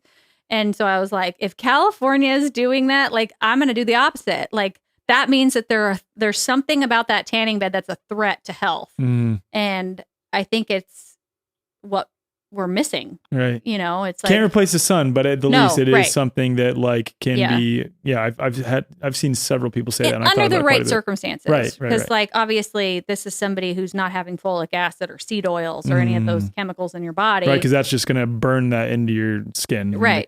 That's not going to help. But I think, you know, healthy, moderate, and it's how I treat sun too. It's like healthy doses. And but if you can't get sun, you're working all day or working inside all day and you want to have access to these things, like that's the kind of thing I want to start. So I'm in the very early stages of that. Will it be based in Montana? So far, I think so. That'd be awesome. Yeah, that's where we're at. There's like a big growing market there for wellness centers of this kind.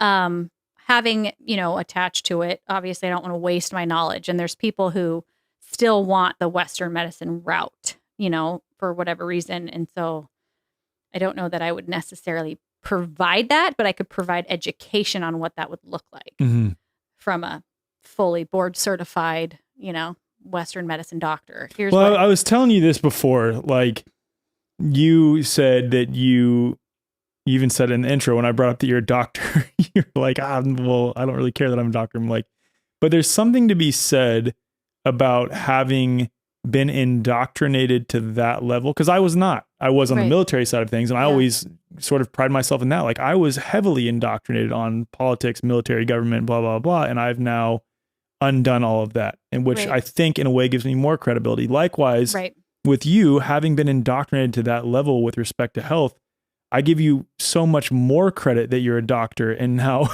especially on your own, realize, okay, viruses don't exist and folic acid is poisoning all of us and all-cause mortality has gone up from 1998, et cetera, et cetera, et cetera. But it's even better that you're a doctor in that respect.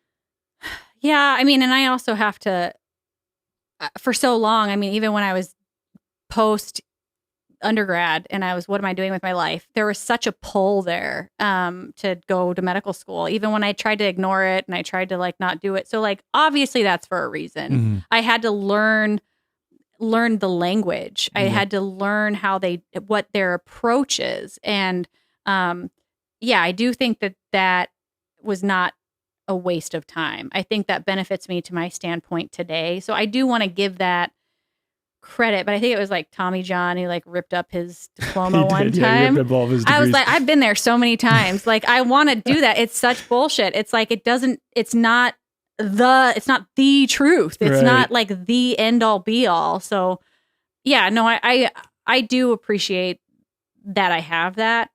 I'm grateful for that. I'm grateful to know sort of what most people don't know, what the fear that brings you to see a doctor and what that arsenal is. What arsenal do I have of that side to treat this?